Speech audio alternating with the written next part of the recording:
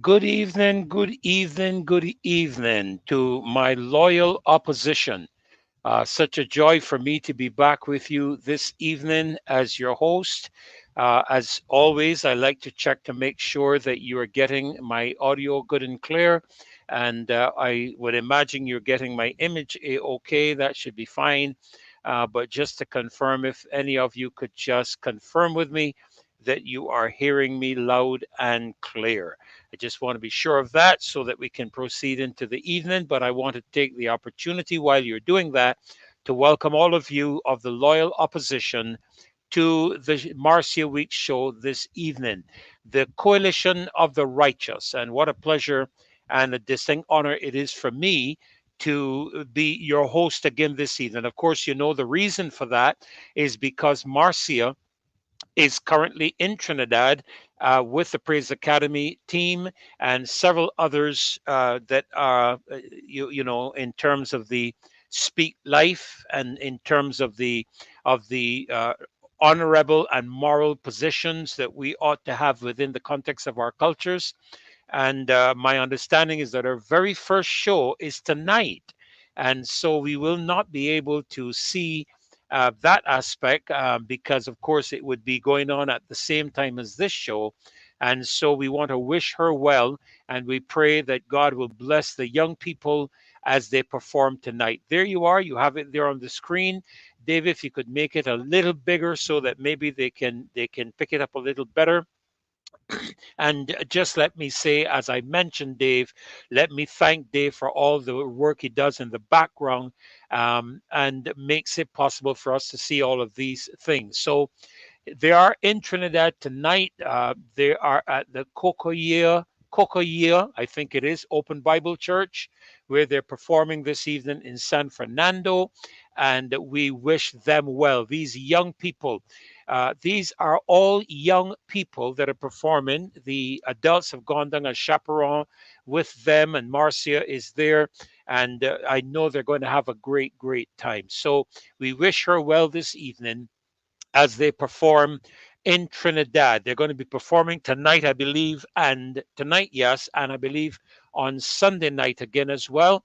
And then there is a seminar tomorrow that they'll be participating in as well. So we really, really want to wish Marcia and her team all the best as they do their calling in the island of Trinidad, our sister island of Trinidad. And this is where, of course, we engage the aspect of true CARICOM.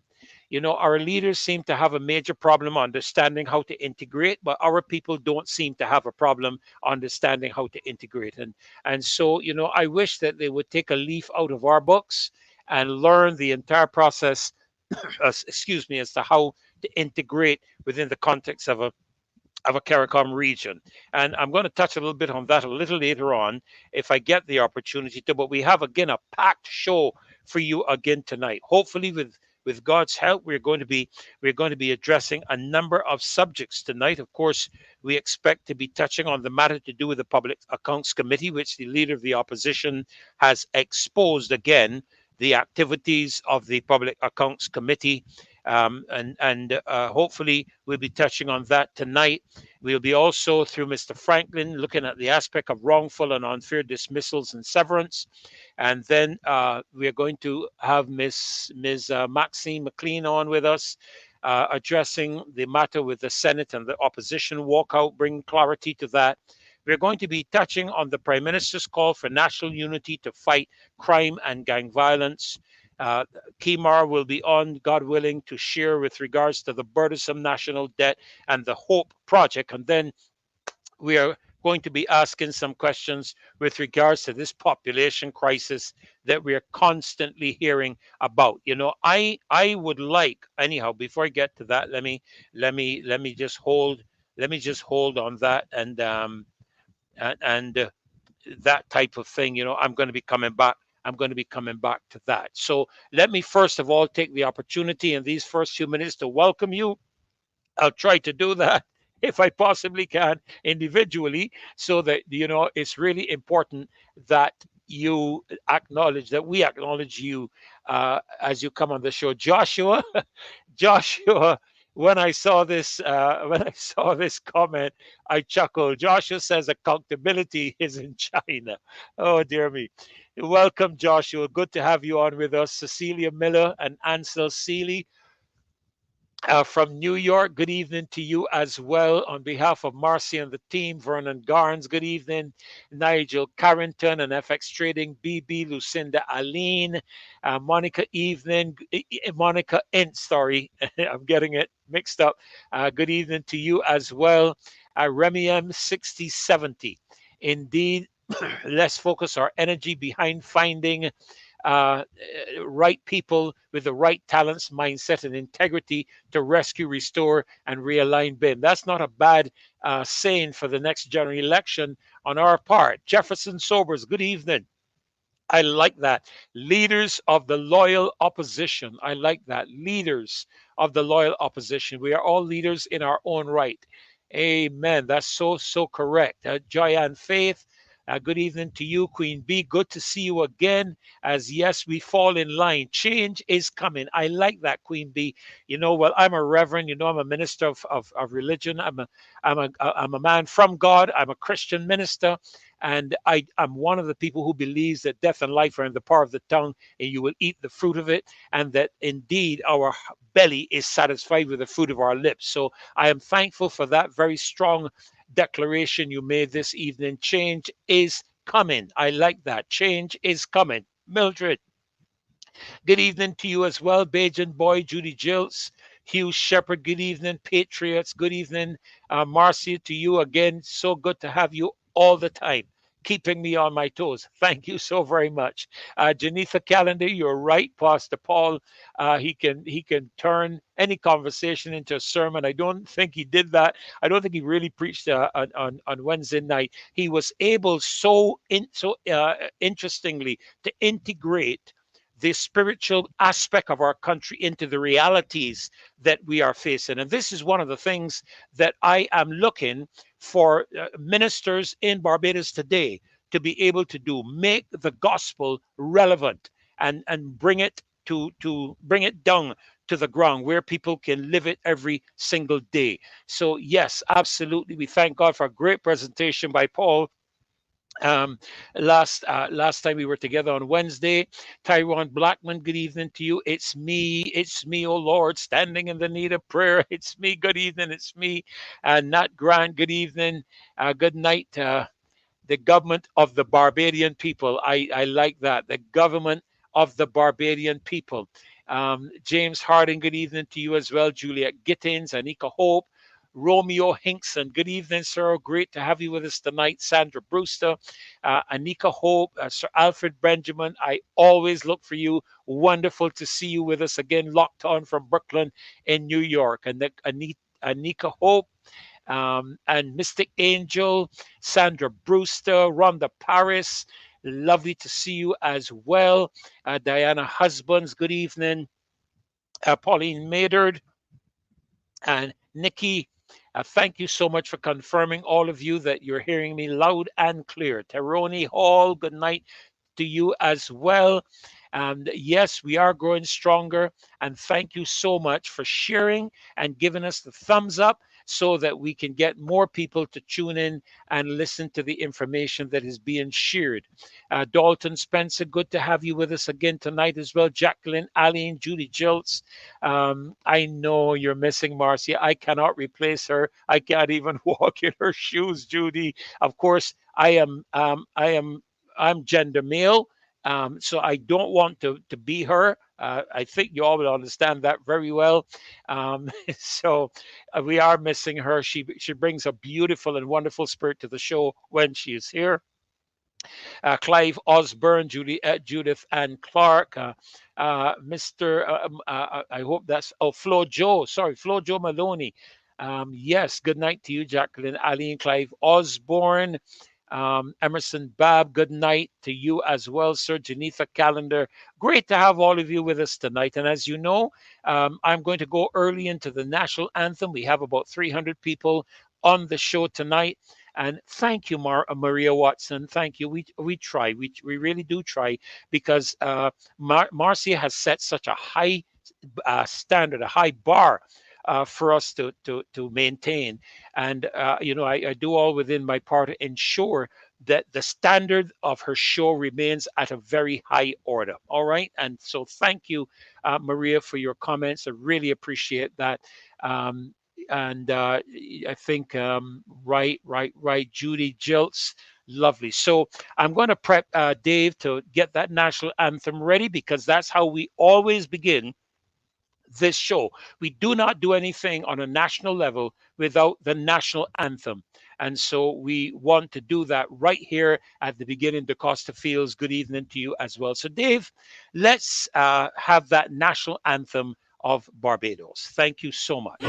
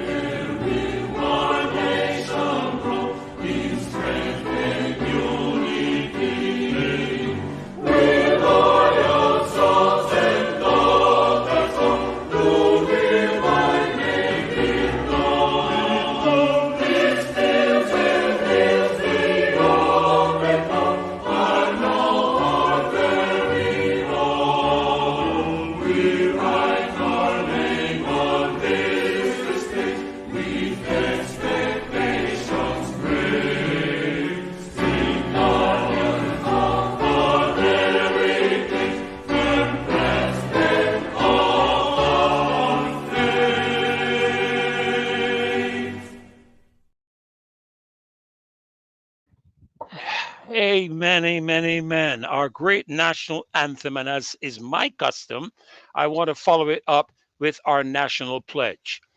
I pledge allegiance to my country, Barbados, and to my flag, to uphold and defend their honor, and by my living, to do credit to my nation wherever I go.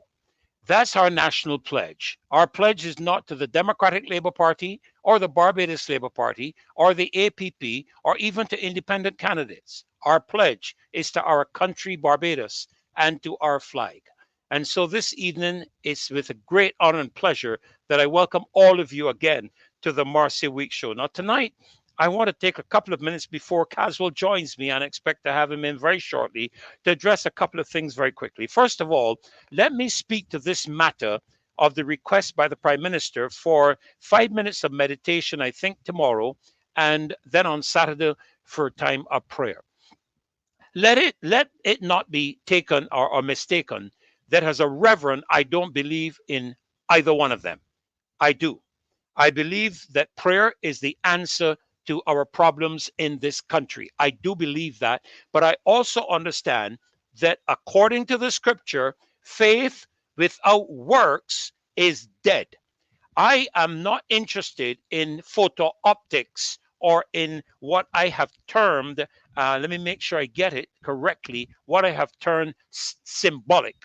Prayer is a matter of significance and not just symbolism. And it is a bit ludicrous, I would say, for the Prime Minister, having been exposed to so many testimonies of associations and engaging.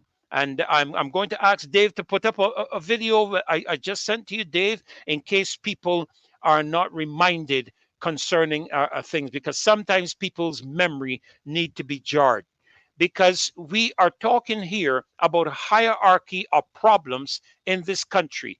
And what we are focusing on are the little guys on the street. There you see the pictures, and I don't think I need to say anything further. I think that's a video, Dave, so you can let it run. I don't think we need the audio. I believe it's a video, so you can go right ahead and let that run. We don't need the audio on it, but you can go ahead and let that run, and you can see the persons here. Now, you all will have to make the call as to who they are and the elements that they are, but clearly, there has to be a aspect of spiritual and moral integrity if you're going to be calling for prayer. Thank you so very much, Dave. If you're going to be calling for prayer and meditation. And then in addition to that, you are asking the people of Barbados to pray after your government, in terms of the draft constitution for this new republic, extracted the aspect of reference to God at the very beginning of that proposed republic constitution. So you can't have it both ways. You are either going to recognize God as the sovereign entity to which all in this country are accountable to, or you're not. We need to stop playing games with people's minds. That needs to stop. And I want to say to the Prime Minister, as I said to a previous Prime Minister as well, whose name I will not call out of respect, that you are the Minister of Ecclesiastical Affairs. You are not a Minister of Religion. And again, what I find a bit disingenuous is here we are again with the Prime Minister making announcements without any consultation that I am aware of. I certainly am in touch with many spiritual leaders in this country, and I don't know of any consultations we have had with regards to any weekend of prayer. Maybe it has been done, maybe it has not been. I am not aware of it, and I'm in touch with bishops, I'm in touch with leaders of different groups and so on. I have not heard of any such consultation. And I want to make it very, very clear. If the Prime Minister is serious, about the matter of addressing our challenges as a nation with prayer, what she would have been better served in doing is to call for a national day, a national service at the Kensington Oval, where you have just spent 25 million US dollars for all the people of all persuasions, of all political parties, of all religious denominations, or whatever you care to call them, or whatever, to come together for a service. I'm a believer in an ecumenical service and not a multi-faith one, so you must excuse me where that is concerned. But I am a believer in an ecumenical service, and there's quite a difference between the two. Another day, another discussion for another time. But ma'am, you should have called a national service. And that would have been more significant to the people of the country than just to simply call for National Day of Prayer. Why am I saying that? Because the crisis that we are facing is a very, very serious one. And there is no time within the context of our lives for optics and for rhetoric. This is simply not the time. And I just wanted to address that aspect, and I want to be clear. I appreciate the recommendation by the Prime Minister, but ma'am, too little, too late. 27 people are already dead. And we saw, I don't know if Dave has that one, but we saw a article carried in one of our national newspapers to do with a family in the Pine Moms. It was carried in the Nation newspaper, banding together to take a stand. What we should have had is the DLP, the BLP, all of us join for a march from the bottom of if you want to do this, from the bottom of Harbor all the way to Independence Square with assigned speakers to address this matter on a national level, because that's what we are concerned about, our nation. I am not concerned about the Barbados Labour Party. I am not concerned about the Democratic Labour Party. I'm not concerned about the APP or anything else of that nature. But what we are being told is to pause and reflect for 5 minutes. Let me ask you this. What God do you think you're talking to? God is not the opposition party in this country. God is not one of your lackeys. You're talking to the sovereign God of heaven and earth. You're talking about engaging the minister of creation. That's who you're talking about. What? Pause and reflect. Who do you think you're talking to when you want to address the matter of God in that manner? And I'm sharing from my heart with respect to this. Now, let me turn my attention quickly, because my time has gone, to the church. And I want to challenge the church leaders to stop playing politics. Stop fussing up. That's not what I really want to say, but stop rubbing up to the political leadership of this country and do your job as a spiritual leader in this country. Some of you have been saying that you're speaking to your church, but what the country needs to hear is your voice on these matters at a national level. My goodness, man, the Muslims have come out with a voice on a national level, and I'm yet to hear a bishop. I'm yet to hear the president of the BXC. I'm yet to hear the president of the BEA, and I make no apologies. I join with Reverend Atherley in challenging them to come on a national level and speak to the people of Barbados without being partisan. Speak to the people of Barbados and encourage them to do the right things and to engage matters of prayer and faith, and not just to pray prayers up in the air, because when you pray, the Bible tells us that faith requires works, otherwise it is dead. So we have to do something. And that is my brief comment to the church.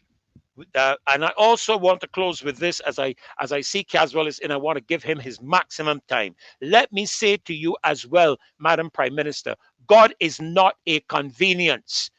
God is not somebody you turn to when you feel like and apply when you feel like and expect him to respond.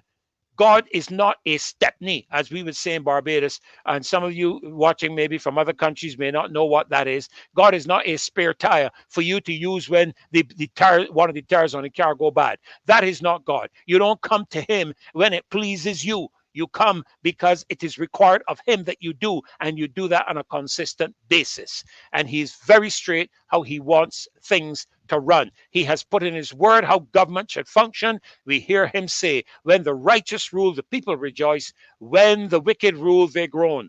We also read that righteousness and justice are the foundation of his throne. So I want to leave that there in my brief comments. There's a lot more I can say, but I want to welcome Mr. Franklin to the show tonight. I want to bring him in right away. Mr. Franklin, good evening. I've taken 3 minutes out of your time. I do apologize for that, sir.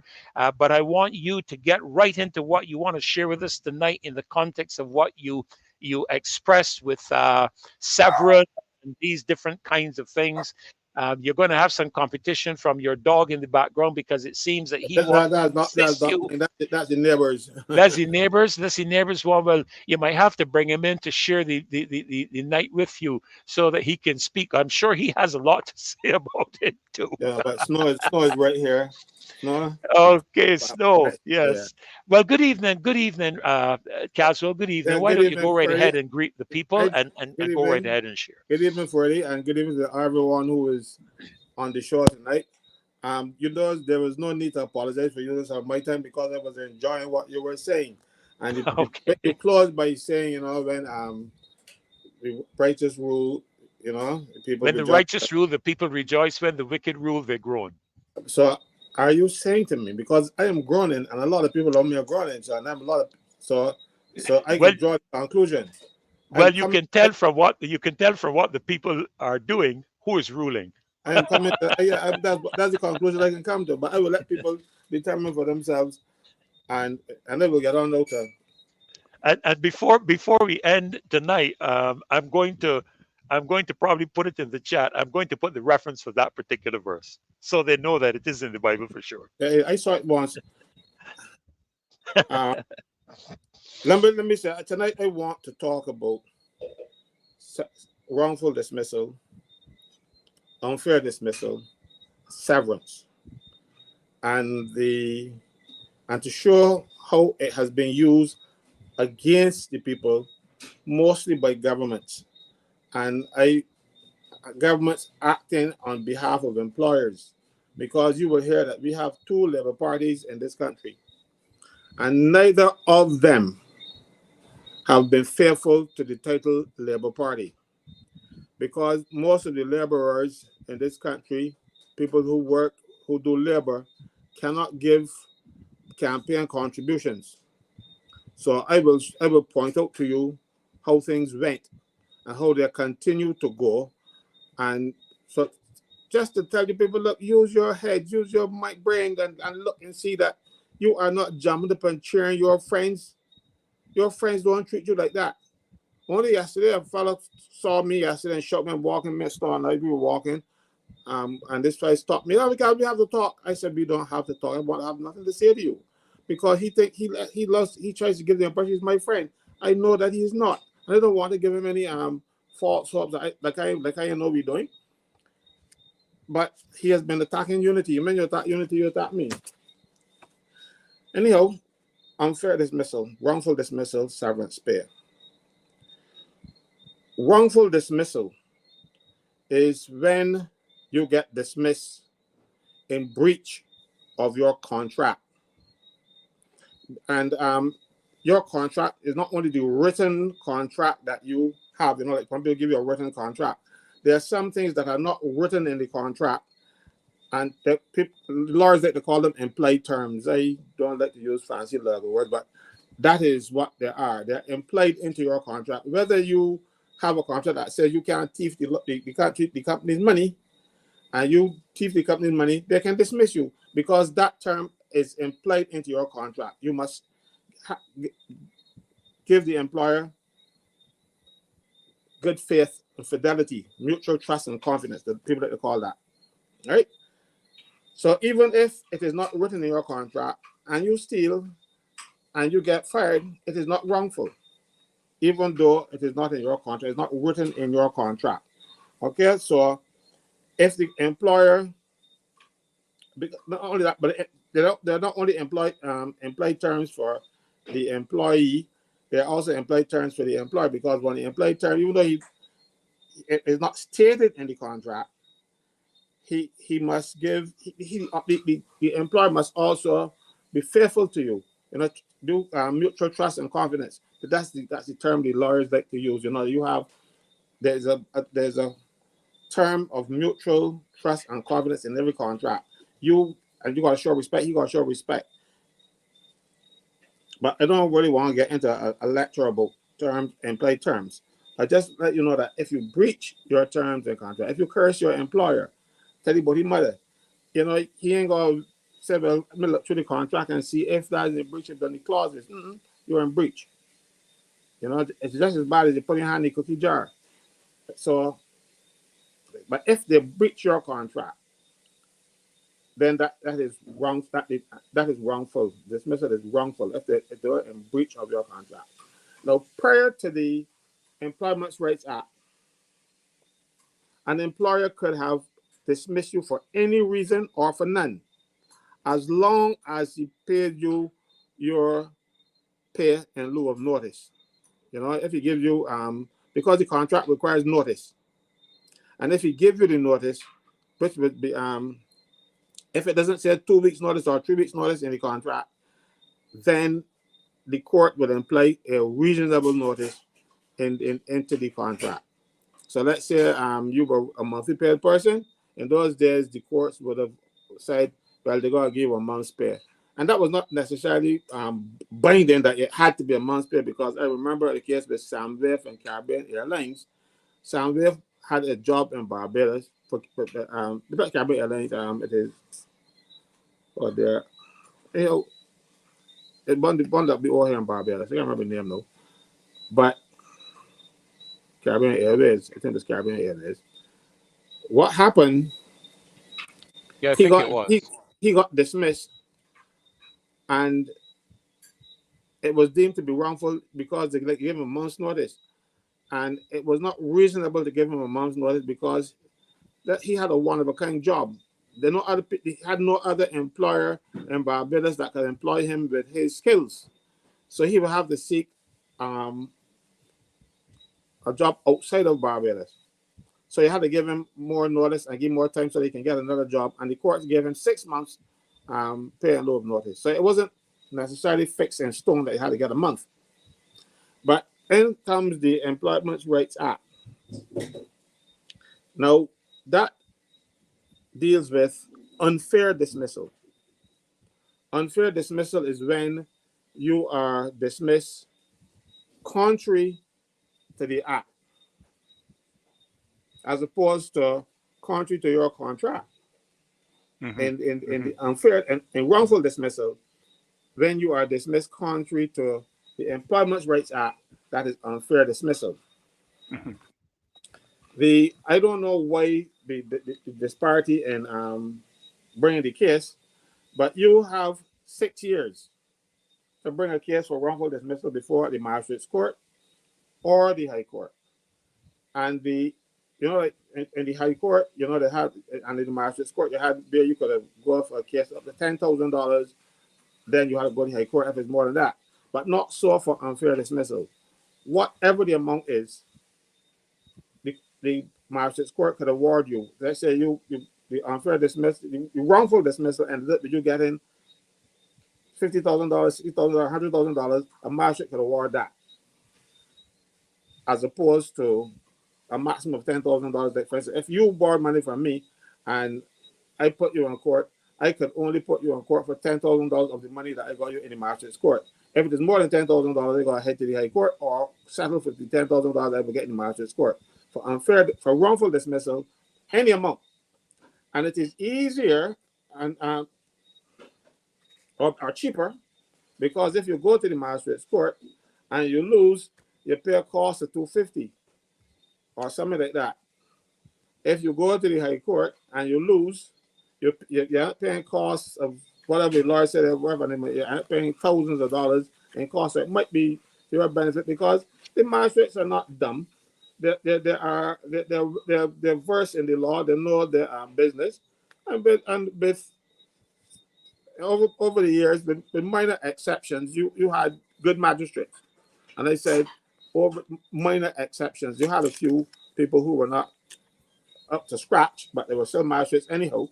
But thankfully, they are of the past, and I don't know. I'm not so around the courts much anymore, so I don't know the quality of the people around. But I know the older magistrates were good at what they were doing. If that tradition stands up, well, it'd be of interest to go to the magistrate's court for it, because you can get the same amount in the high court. It's also going to be cheaper. Anyhow, you got 6 years.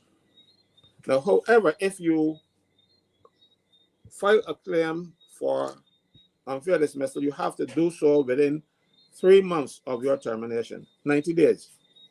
And you have to file that case with the Labor Department, the Chief Labor Officer. You cannot take an unfair dismissal case before the High Court or the Magistrate's Court. They don't have any jurisdiction to hear it. They can only be done at the Labor Department. The Chief Labor Officer,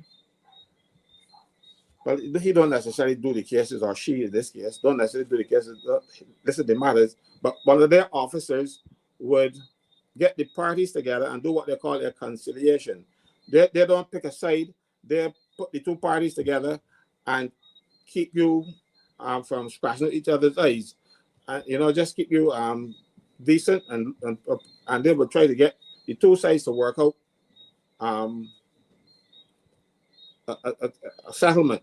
If that cannot be done, or if there's no prospect of that happening, if the applicant wants to go forward, he can then take the matter to the tribunal, but it is the Chief Labor Officer that must refer the matter to the tribunal. So the applicant applies to the Chief Labor Officer. When you apply to the Chief Labor Officer claiming unfair dismissal, the 90 days stops. You don't you as long as you get within 90 days. Like that. So however long the labor officer takes then to get the conciliation done, you're covered because you get to the labor department within the 90 days. After if the mind you, I get more of my cases settled at conciliation because then you point to the employer who went wrong, and a lot of them are reasonable and they fight.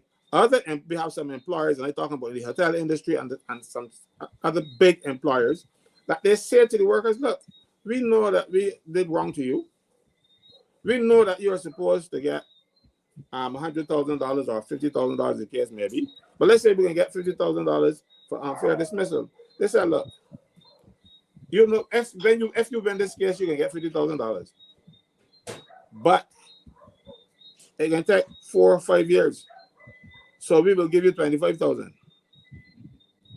And that has happened and has been happening with some very senior people in the private sector, and particularly in the hotels, where they'll tell you, look, yeah, we acknowledge that we unfair you, but if you want the money, take half.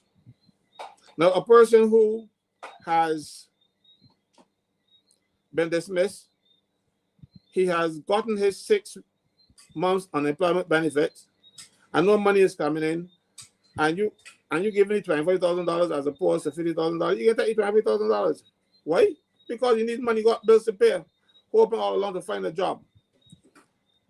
That can be cured by the Minister of Labor putting resources behind the Labor Department and the tribunal to get the cases done. Because the reasons why these cases take so long isn't because we got lazy labor officers or lazy tribunals. They don't have the resources. Labor officers struggle to get the work done because there's too much work for them to do. There's too much areas that they have to cover. And you hear, oh, I call the Labor Department and nobody answers the phone. The reason why the officer answers the phone is because the officer is at court with another matter dealing with some employer that didn't give vacation pay. All right? So if you're calling him on his desk, he in the courtyard standing waiting for a magistrate to call a case, to tell you come to court at 9 o'clock. And at 1 o'clock, 1:30, they tell you, oh, we are not hearing this case today, but you will be there from 9. So if you are there from 9, you can't be at the Labor Department answering your phone. So labor officers take some licks. I'm not just, they're not fair to them because there's a reason why they're not there answering the phone. And then also, there's so many cases, and so few of them, and they're treating them so badly as labor officers in the department that most of them get up and leave. And then you got to bring in new people. And the new people learn and they start getting good, but they get treated bad at the senior levels in the labor department, so they leave too. So the labor department has a character of young people. Mind you, but they're coming along. I can see that they're working. But Colin Jordan must come up to scratch and deal with that issue, because it don't seem as though they're interested, because the chairman of the Employment Rights Tribunal resigned more than a year ago. He is now the chairman of the Constitutional Review Commission, and to this day they have not replaced him. One of the other deputy chairs, because there are 3 lawyers in the tribunal, because each chair is a panel. A panel is 3 people, so a lawyer has 2 other people with him. But you got 1 lawyer now. You got 1 lawyer now because the other lawyer resigned as well, and the Labor Department has not put anything in place to get these cases going. And worse yet, when you there's no room for them to hear the cases. So when they can work, but they don't got the room. Because the same minister wants the conference room. You would book a conference, you would book the conference room to have a hearing. And then you will hear, oh, the minister wants to use it for a meeting. And you know, he's a big boss. So he takes precedent over this person claim that been waiting for 2-3 years. Happens all the time. Tribunal has no home, right? So even though the legislation has been put in place, and it was put in place by Esteban Saku, and I think the Barbados Labour Party others have opposed the legislation, so they're not really interested in if it works. They're not interested. As a matter of fact, even the Barbados Workers Union opposed the Employment Rights Act because the Employment Rights Act takes away the power from the unions, right? And you know the unions don't, because the unions now have rules to follow. One time the unions will say, when the fellow got a matter, you strike. Demonstrate when you build anything. He might even be wrong. But because they were practicing might makes right, the employer has to give in and the worker is back to work. But the Employment Rights Act forces you into a fair procedure. And then the chips fall where they may. So unfortunately, the unions like be able to, but enough unions, not all, because like to bully people. And that bullying is not possible under the Employment Rights Act. So that's one of the reasons why unions did not like it. But it is not the best piece of legislation, but it is far better than anything that we had before. All right? So, and then we talk about severance pay. Severance pay comes when the job no longer exists, or there's a diminution in the workload. For instance, you got a company now and you used to make and sell 30,000 units and export them. Now you're getting the orders. You're only making 5,000. You don't need the capacity to make 30,000 anymore. So there's a diminution of the line that you were there to produce, you don't produce anymore. The company stop making them. That is a redundancy. The job no longer exists. Or they had a fire at the place burned down. They're got no work. So redundancy. Or but redundancy is not when you get vexed with a fella and say making you redundant. But a lot of people used to do that. I had a case where a person made a young lady redundant because the two of them were involved in a sexual relationship. And then when she found a fellow that was younger, stronger, and fitter, he fired her and made her redundant. Probably redundant for that purpose, but not redundant for the job. And he dismissed her contrary to the law because the Employment Rights Act also set out a procedure for handling severance. If your job is redundant, you get severance pay. There's a procedure for handling redundancy. And the main one is that, they tell you the job no longer exists. Under Section 31 of the Employment Rights Act, it is set out there. And it says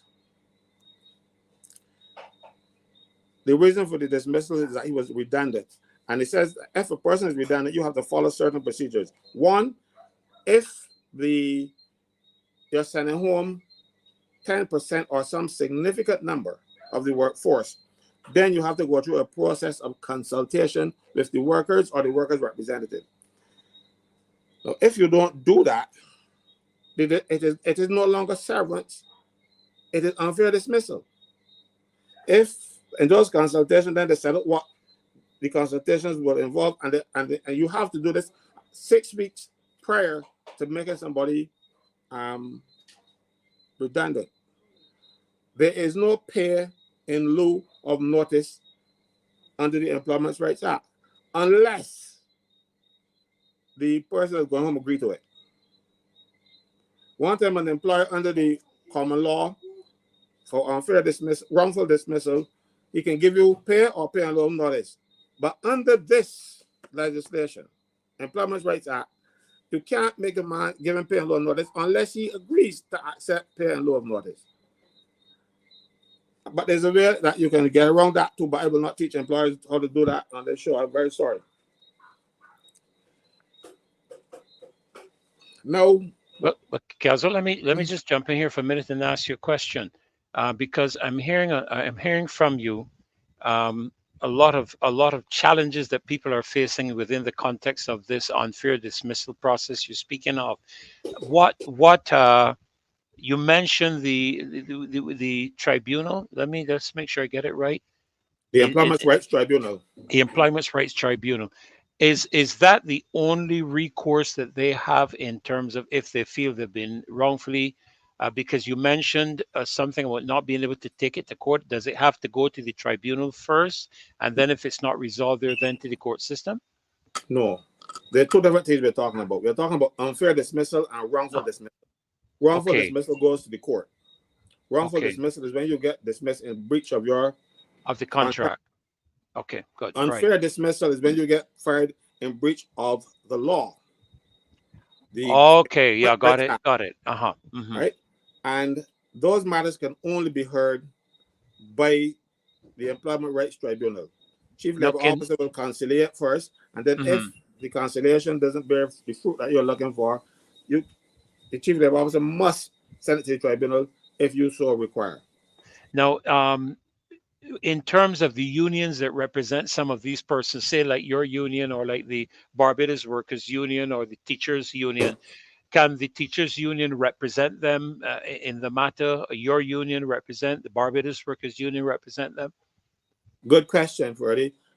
Um, Teachers in the public service cannot bring a matter before the tribunal. Teach our public officers cannot bring a matter before the Employment Rights Tribunal. The Section 51 of the Employment Rights Act said originally, this act does not bind the Crown, no scratch out Crown and put state, Hmm. but applies to statutory corporations. So if it is NCC, National Housing, or Transport Board, yes, you Sanitation or can whatever. Hmm. sanitation, you can go to the tribunal. But because teachers don't work for a board, they work for central government, their matters don't come before. But there are procedures in place that really don't work well um, for public officers, because only today I went to represent a young man who was suspended for 5 years. Pending the Suspended for five suspended, years? yes, suspended for 5 years, pending the outcome of his disciplinary hearing. But the Just a minute, minute, Caswell. Sorry, sorry, sorry. I don't think the people heard that very clearly. Did you say suspended for 5 years or fired? What did you just no, say? no, no, he wasn't fired yet. He didn't, because in order to fire a public officer, you have to go through a process, and that process would require a trial. Just like how the Employment Rights Act now requires a trial for people who get dismissed, these people in the public service you have to give them a trial. But they are suspended by their heads of department. So For that, and then, 5 years? but what has happened, this Uh-huh. case is they're waiting, because this guy, a guy is suspended for 5 years. I have case where a guy is suspended for 9, Is this with or without pay? full pay, Full pay. Oh, okay, right? okay, okay. And the Oh, matter has been Jesus. in the works for 5 years. It was also a criminal matter, an allegation of a crime. Uh-huh, uh-huh. The police investigated and said we find no crime, but they still want to find something with the man, and they're doing a disciplinary hearing now.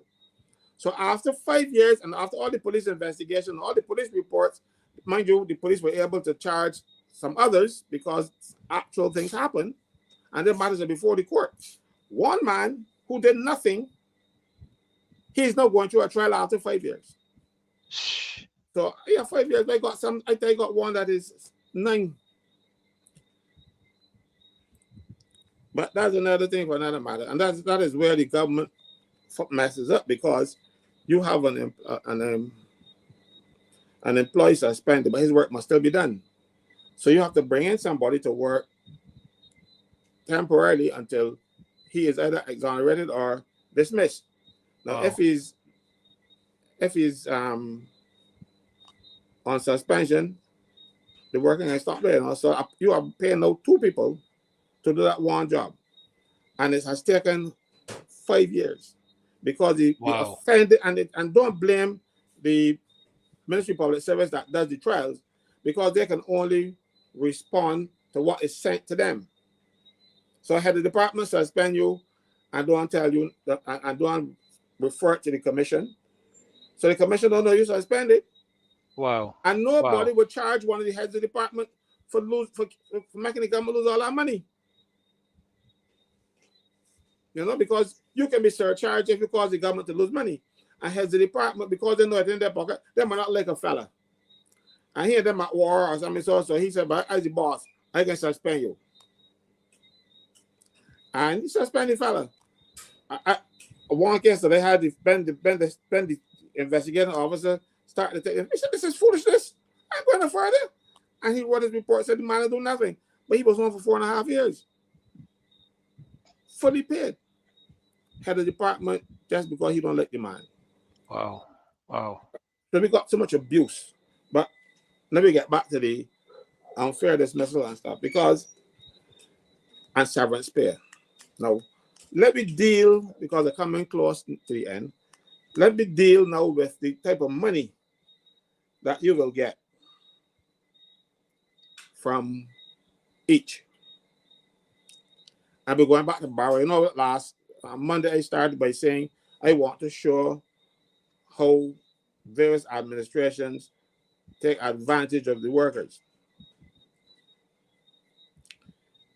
In 1971, the government under Errol Walton Barrow, now the very excellent Errol Barrow, came up with the Severance Payments Act. Now, if you were going to make a person redundant, you had to pay him 4 weeks' pay for each completed year of service. 4 weeks. Employers complain, and also then they put in the legislation that will be also the formula for wrongful dismissal too. So you get the same amount of money if you're wrongfully dismissed or severed. So if you were getting $1,000 a week and you were working for 10 years, you get 4 weeks pay for each of those 10 years at whatever your salary is or was. Tom Adams came along at the urgings of the employers and cut the maximum amount of severance that you can get. So you could only now get severance based on the maximum insurable earnings at national insurance. Right now, the maximum insurable earnings at national insurance is $1,201 a week, or $5,200 a month. So if you work for $10,000 a month, your severance pay, thanks to Tom Adams, will be paid on $5,000. You work for 10, you work for 20. Right? They can only pay you based on $5,000. Tom Adams did that to accommodate the employers who don't want to pay the money. And also, because some employers don't have the resources to pay the severance pay, they go to national insurance, because national insurance then will pay you the severance and go to the employers to get it back. But you will get your money up front if you go before Severance Payments Tribunal and make a claim. So that restricted the amount of money national insurance can pay, even though the national insurance can get it back. So it wasn't really a drain on the national insurance fund. It was just a drain on the employer's fund, because the employer got to look for that money to pay back. So to protect the employers, Tom Adams make sure you don't get more than a certain amount. Right? But that was bad enough. It was still 4 weeks pay for each year of service, but the maximum was reduced. was capped rather at the maximum insurable earnings paid to national insurance. Then, no, in 1991, the employer still thought that was too much, and they prevailed upon Sandyford to give you, instead of 4 weeks pay for each year, he give you 2.5 weeks pay for the first 10 years, then 3 weeks for the next 10, and 3.5 weeks for the next 13. 33 years in all maximum severance that you can get, maximum severance pay you can get. Now let me show you, but for the unfair dismissal, however, there's no cap. They made a mistake when they were doing the act to the benefit of workers. They missed it. So that's why I always tell people, if you can find a case for unfair dismissal, you use the unfair dismissal. That is if you have been working for more than 9 years or more than $5,000 a month, then it's always best to go to the Employment Rights Tribunal because you will get more money. There's no cap on the amount of money that you will get. Mind you, if you work for between 2 to 9 years, the severance pay and the compensation for unfair dismissal will be the same. But 10 years and over, it takes on, you get more and more money based on how much you earn.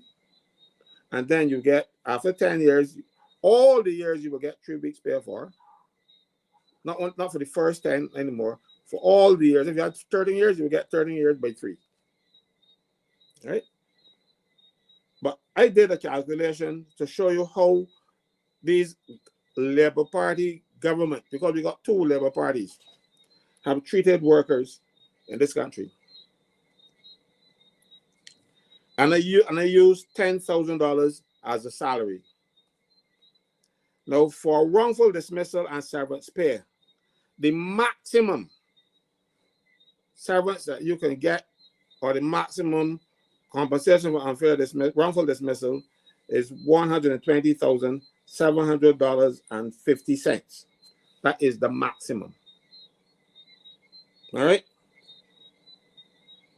However,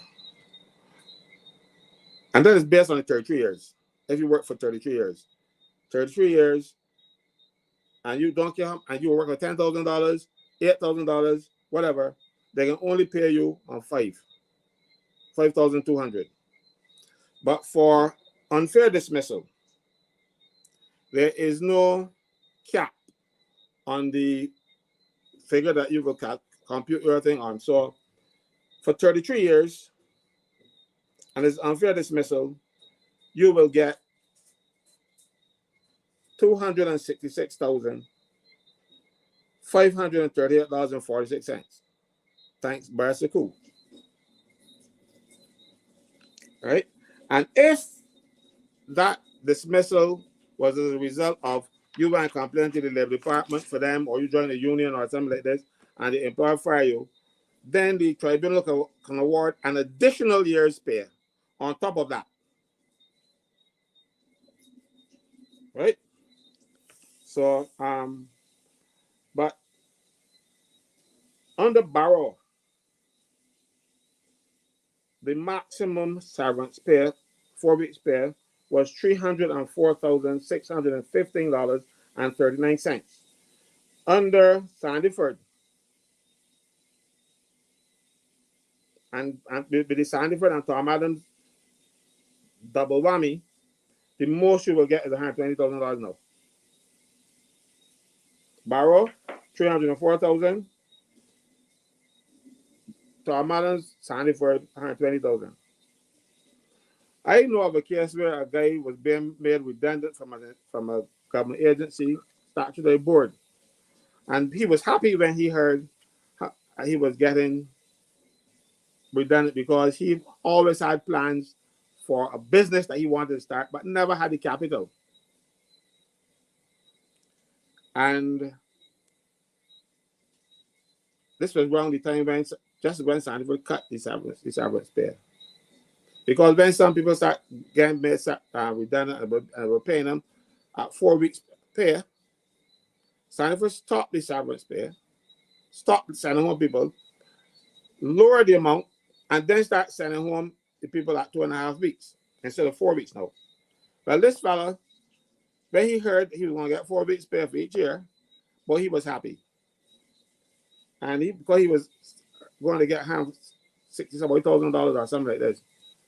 But when they cut it, he got $47,000. Right? That is what the politicians do, and then they walk up and they want to be called them sir, and we want to like them, and we want to say how great they were and how great they are. No, all of them have been treating the workers in this country like idiots. Mind you, and they treat them themselves. So too, you see. So it is not in your best interest to be slavish behind these politicians. They act in the best interest of the people who have capital. If you want the people with capital who can give them some money to help them in their campaign, they will change the laws for you.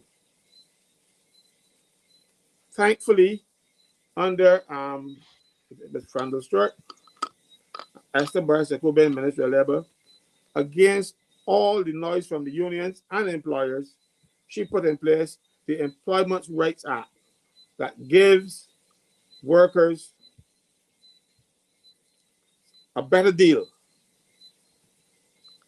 And what they're saying, even if you are wrong, there's the act says that you got to go through progressive discipline. If you make a mistake, you can't fire you for any minor mistake. Now you have to go through what the act terms progressive discipline. If you don't do that, you're going to still end up facing the wrong side of a check. Because even though the person would have could have committed an offense, but the tribunal might say, but it was not enough to dismiss this man for the first time, but everybody made mistakes. So, and then if you get a warning, a written warning, that warning stays on your file for 12 months. So you can't go back 10 years and say, I warned you last year, and 10 years ago, and that kind of stuff. This act seeks for forgiveness. Also,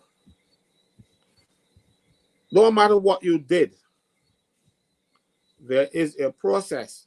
And if, mind you, a person could be wrong. But, you know, your people always say 2 wrongs don't make a right. If you go before the tribunal and trying to defend a case against an employee who you just said left my place, you're not going to win.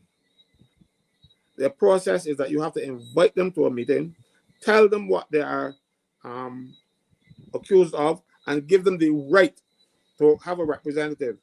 If you don't do that, no matter what that person did, the courts will not look beyond the fact that you didn't do the right thing. And the courts have said that in the case with Harris and Shafet, the guy at Shafet who Shafet fired unfairly, and the Caribbean Court of Justice and everybody else, because these cases can go on appeal on points of law to the Court of Appeal. Mind you, in a judgment by the same Caribbean Court of Justice, they said that no, these tribunals should only go as far as the appeal Court of Appeal. But with the Shafet case, they changed their mind and they heard it and lowered the man's compensation significantly. That's one of the reasons why I don't have any confidence in them.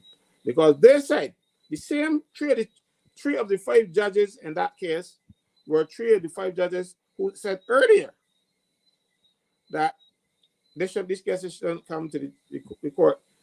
They should stop at the court, the Court of Appeal, unless the legislation says they can come to the CCJ.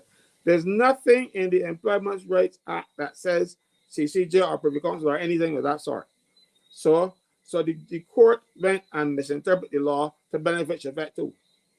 So that's what I'm telling you. I don't trust. I don't trust the government. I don't trust the courts. The whole system around the place is against workers. Let me ask you this question, Caswell, as because I know our time is running close, and I think it's Maxine that will be joining us shortly to shift on to another subject. But I mean, you are sharing so much information here. You refer to several acts, you refer to several legislative and legal positions and whatnot. And the question I have for you is this, because it's a lot of information that I believe workers are totally oblivious to. I mean, I'm hearing stuff tonight that I've never heard, and I'm sure people on the show are hearing stuff tonight that they've never heard. But let me ask you this question: when, and this is falling into the context of the function of unions, are the unions then supposed to be looking out for the workers when it relates to these matters? Because wouldn't unions have be privy to all this information you're sharing with us? Have personnel who would be aware of all of this stuff and so on, that they would be able to advise or represent the employee? Let me just say should. Should. Okay. Right? Okay. Should. That's reasonably. Recently, I advised a man to sue the union that he was in Hmm. because the union failed to adequately represent him. And as a matter of fact, he called me from the union from that union and said, could you represent me? Like, yes, tomorrow, because I can't get these people to do what they're supposed to do. I've been in here for 15 years. And now all of a sudden, why representation, I can't get none.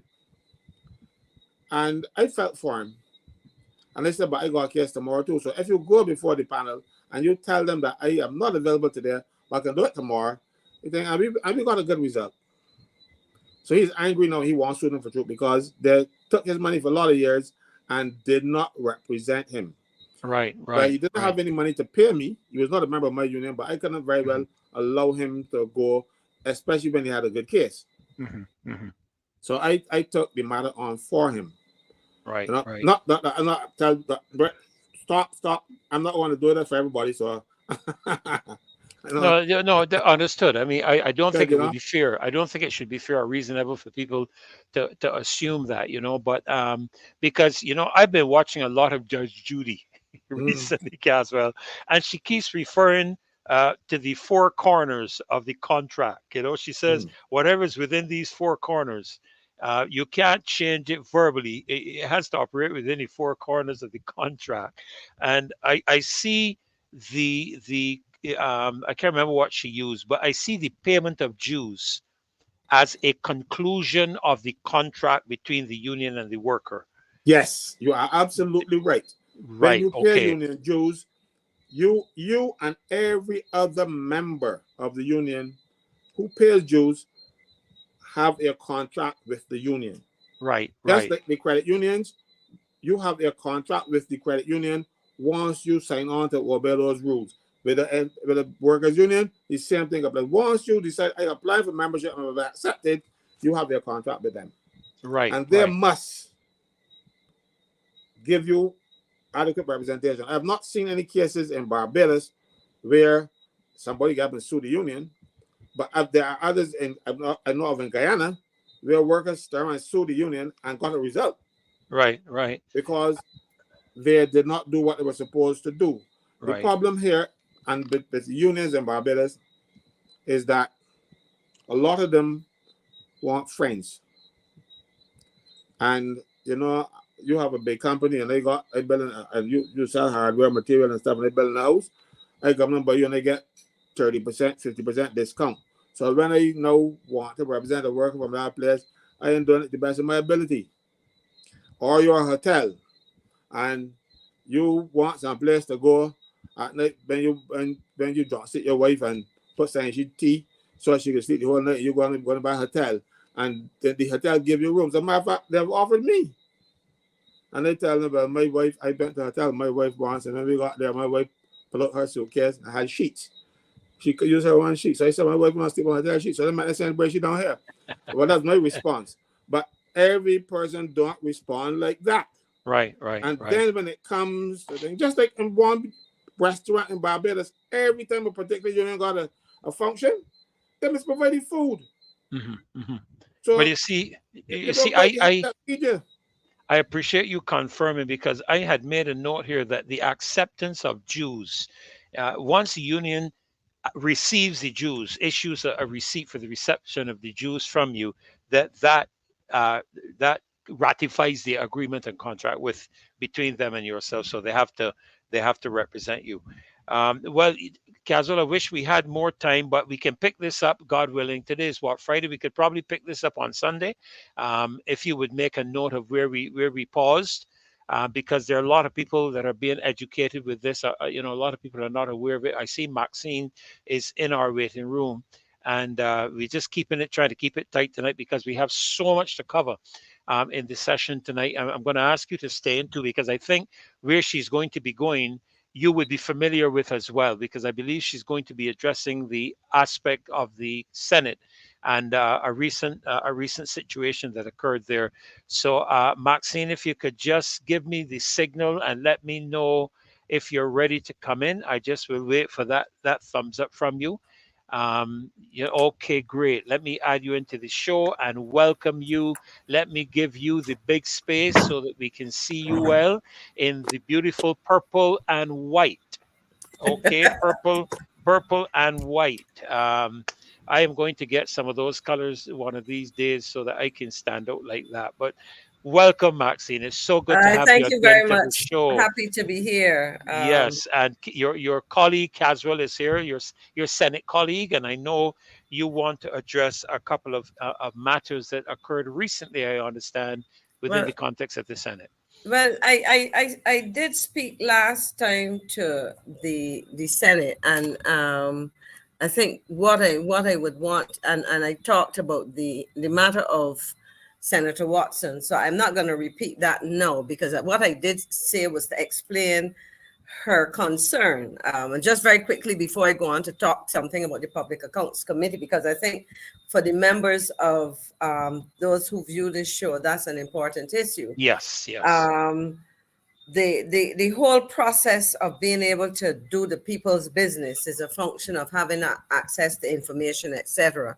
And as I pointed out then, I understand her concern, because when I was in the Senate, I sat on the government side as one of the 12 senators, but I also would have been leader of government business. So I understand the kind of request that would be made of the leader of government business. And I must tell you, I did also hear Senator Thompson, and I must tell you that well, she served in the Senate in the early days of the administration, and I promised to go back one day and capture her opening remarks. It was very interesting.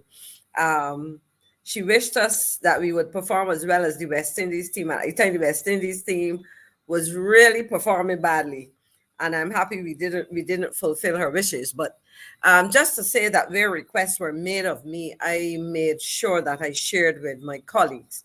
And thank you very much. I am wearing one of the kind of colors that I like. I like purples and blues and earth tones and anyhow, and some very bright colors. So it tends to lift your spirits and the spirits Yeah, of those around you. I may turn off my camera and go and change. You never know. But I must apologize because you did tell me that you wanted to deal with the PAC, and I do Yes. agree. That is a very serious matter. I And think we need to therefore address. I will, you know, so in essence, Yeah. the point you're making is that when it comes to matters of parliament, the people's business is priority and must be treated seriously. Yes, And with that absolutely. comment, I will lead in to talk about the Public Accounts Committee. The Public Accounts Committee is set up with a mandate to address certain principles that we as members of government, I mean, both political parties have indicated that they subscribe to this. We talk about transparency, accountability, good governance.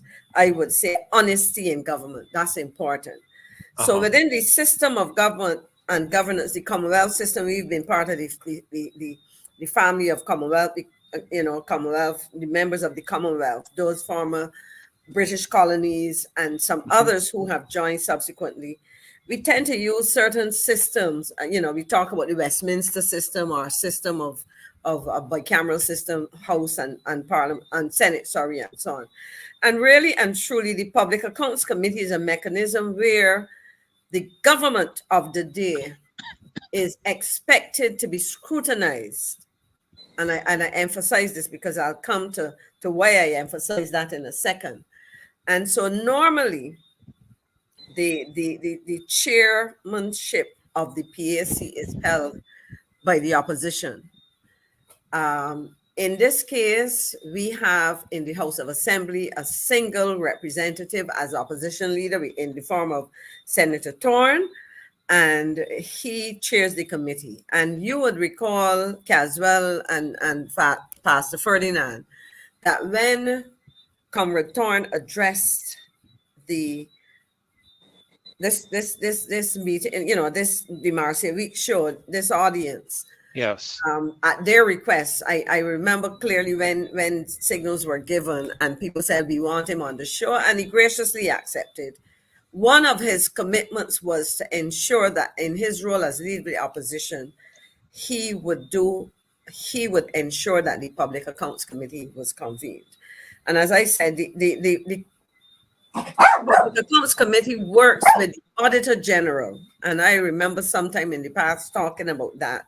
And if people want us to go back again in the future to reiterate, the role of the Auditor General, but that's an independent auditor. In private sector, you have what you would call internal audit, which is really a team of auditors who work within the organization to ensure that your systems, your procedures, your decisions and so on, as they impact financing and so on, are done in accordance with not only company policy, and in this case, the policy of government, but according to the accounting standards that prevail, because accounting standards are international and companies adhere to those things. Similarly, as governments, we also seek as individual jurisdictions to adhere to what is happening in terms of how government spends money, how organizations are run. So on a regular basis, the Auditor General audits as you would have an internal auditor or an external auditor, because in a sense, the Auditor General is functioning as an external auditor because his office is independent of the finance department of, let's say, a statutory corporation or the accounts department of a ministry or whatever the case may be. So they will go in and routinely examine the finances of ministries, statutory corporations, etc. And they will prepare their report. The Auditor General meets with the Public Accounts Committee. Now, the composition of the Public Accounts Committee is made up of opposition and government. Typically, so as I said, when the chair tends to be the opposition. Now, we have an anomalous situation here where we have a single opposition member of parliament at this point in time. And for the last couple of years, we did not have such a person. So normally the composition would probably look differently. Right at this point in time, the composition, I think, is probably a majority of government members of parliament and senators. I believe we have 3 opposition members. I believe at least 1 independent. And I tried to verify this with the clerk of parliament, but I must say I run home from somewhere else to get here on the show this evening. So I have to check. You're correct. Oh, so I'm correct. Okay. And so that is it. The reality is that the chairman and the other members of the opposition are in a minority. And I say that because I know that I got a WhatsApp message from a lady who was very upset when I think she heard the chairman of the Public Accounts Committee speak about what has transpired, and I will come to that in a second.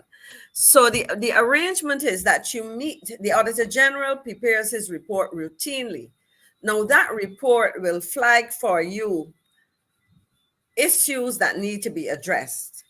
And typically, the accounting officer of a ministry or the financial controller or whatever of a statutory corporation responds to that report. Ironically, and I speak of my personal experience, there are certain public officers who behave as though ministers of government should have no say or sight. Let me say sight or say of the Auditor General's report. So while they are officially required to speak to the queries, the concerns, the comments of the Auditor General captured in his auditing of a particular ministry, department, etc.,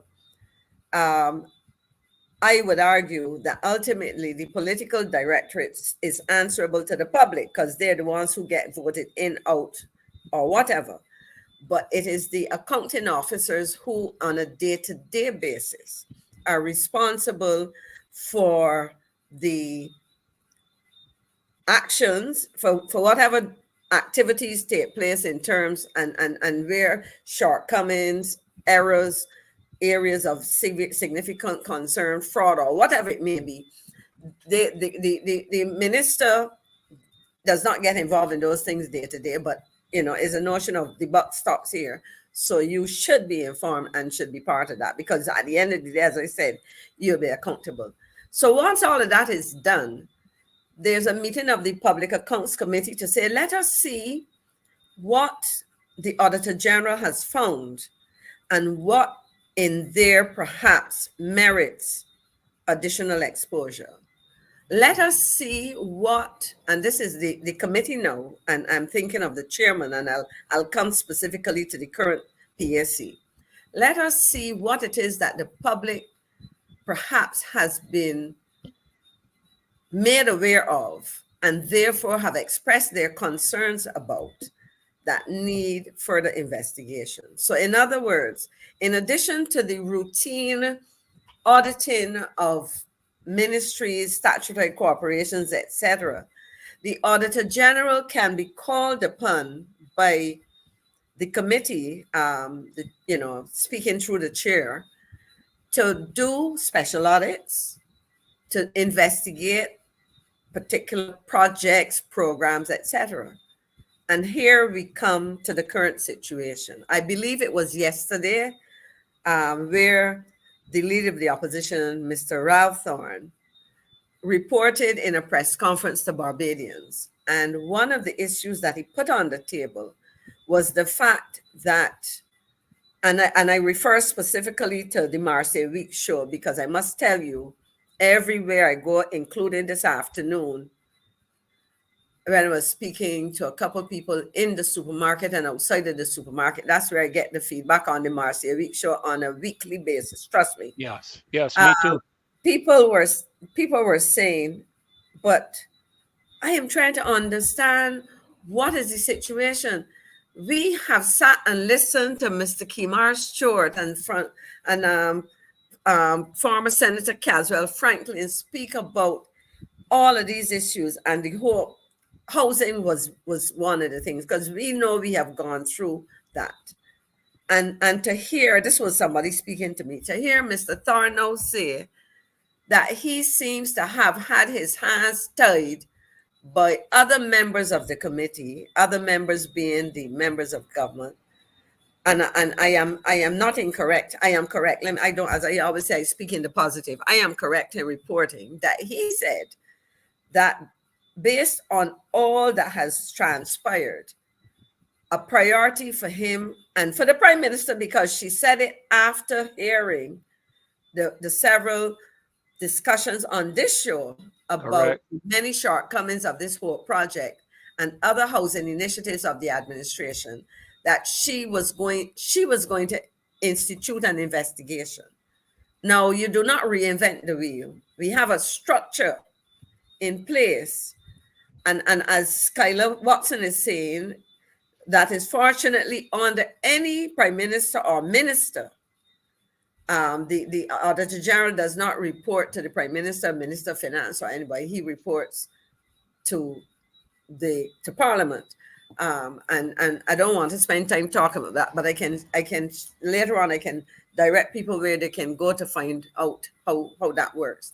So the person was concerned that why is it that the chairman of the PAC, Mr. Thorne, is now saying to the public, my preference for a priority area of focus is housing, but I have been outnumbered by those on the government side who have insisted that we go back and focus on an issue which had the investigation of which had started under a previous PAC, and a matter which is before the court, which in a sense will, as from my perspective now, and I'm speaking not for the chairman, but from my understanding of how the PAC works and how our legal system works, that for given the situation that matters relating to the Barbados Water Authority are tied up in court, to suggest that that is where they should start on a matter which goes back 2016, when the people are asking, among other things, to tell us what's happened with this court project, etc., this housing project, that we should relegate that to secondary or lesser importance. And so the concern for many Barbadians, and certainly for some members of the current PAC, is that we have an opportunity as the Public Accounts Committee to do what the Prime Minister said she was going to do, and rather than invent the wheel, use the existing structures in the form of the Public Accounts Committee to examine housing. And I therefore would say that I support the call, well, I put it this way, I would make a call and ask for the support of people in this forum, that the Prime Minister, who is Minister of Finance, allow the chairman to set the agenda. And the reason I'm saying that, and I'll say this and stop and hear what you Pastor Ferdinand and Caswell have to say. The reason I'm saying that is the standard situation is that the way the PAC is set up, it gives the opposition a chance to scrutinize the incumbent government. And I will say this, when we look at when the PAC functioned under previous leader of the opposition, Reverend Joe Atherley, they started looking, I think it was the Transport Board and maybe the Water Authority, but they were not scrutinizing any of the operations as they related to the Mia Motley administration. If, according to the pressure that has been put on the Thorne chaired PAC, if that pressure is put to ignore what are current hot topics, it may mean that for what would effectively be 2 terms, because remember we had 1 term, we're into the 2nd term. It is about 2018, 6 years, but 2 terms, because 1 term was truncated and we had early elections. It would mean that it could very well find a situation, if that pressure continues to be exerted, that you would have a Public Accounts Committee trying to function, but prevented based on voting, if that is how they want to go, where none of the issues that people flag all the time, that the Auditor General himself flags in his annual report, get scrutinized by the PAC. And I think that it would be an abomination. It is making madness of the purpose and function of the PAC. And so I would say that the government should, I don't like to use these cliched kind of things, but try not to step on the necks of the chairman and the other non-government members of the PAC, and let it function as it is envisaged, to examine as a priority the issues relating to the incumbent government. That is not to say that the chair and the PAC cannot look at other things, but it is passing strange that a prime minister and minister of finance in the form of Prime Minister Montley, who said publicly in response to criticisms and information brought here in this show by Kimara, Short, and others, that there is significant concern that we as citizens and taxpayers must have about, at a minimum, $60 million and lands invested in a private company whole income, whatever it was, and we know the discussion we had, that you say you're going to investigate it, but no, there is clear evidence that every effort is made to block it when it is prioritized by the PAC. On that, Pastor Ferdinand, I would pause. Well, while you were speaking, and thank you, Dave. You might have to make that a little bigger, because I actually did go to the. Let me just get it back here for my interest. I actually did go to the Public Accounts Committee Act of 2003 to 12, I believe, to look and see how the Public Accounts Committee is constituted. And I see that in accordance with the regulations that are here, and you can correct me if I'm wrong, I'm seeing here 6 members shall be senators. I don't know if this still prevails. Yes. And 7 members shall be members of the House of Assembly and shall be appointed by that House. The city committee shall consist of 13 members. That would be 7 and 6 of 13. So I would ask of you, Maxine, where is the provision then now made for the independent senators? So yeah, well, obviously the independent senators would be a part of those 6 members. Would that be correct? They have to be, because there are only 2 members of the opposition. Opposition in the Senate. So they're going to be independent or government senators. Right. Right. And I know for sure that there are the 2 opposition senators, and I believe independent Senator Drakes is on that committee. As I said, I sought to get clarification from the office of the Clerk of Parliament. But go ahead, Caswell, because you were there. That is correct. Now, I was a member of the Public Accounts Committee.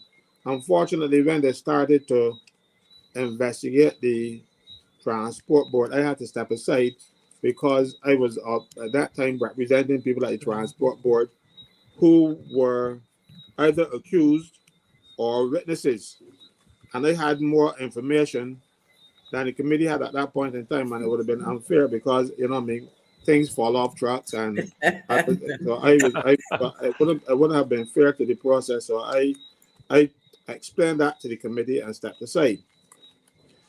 Sorry, go ahead, Kazo. The Maxine described what is happening as an abomination. This entire Public Accounts Committee Act is an abomination. Now, let me explain what I mean. Prior to 2003, it was, the Public Accounts Committee was a committee of the House of Assembly, and the Leader of the Opposition was the chair, and the majority members on the committee were members of the opposition. Then we had the result where Arthur got all but 2 seats, and David Thompson, as Leader of the Opposition, couldn't get the Public Accounts Committee to meet because the opposition cannot now form a majority of the committee. Only had 2 members. So the government people took up the slack and would not come to a meeting. So out of frustration, Thompson went to the House and moved an amendment to the standing orders to say that a quorum of the Public Accounts Committee shall be 2. Kelman did not support Thompson. He refused to second it, And everybody was laughing at Thompson. I was present at the time. I was there, I saw it. I cursed Calvin after the fact, I tell you, damn foolishness. And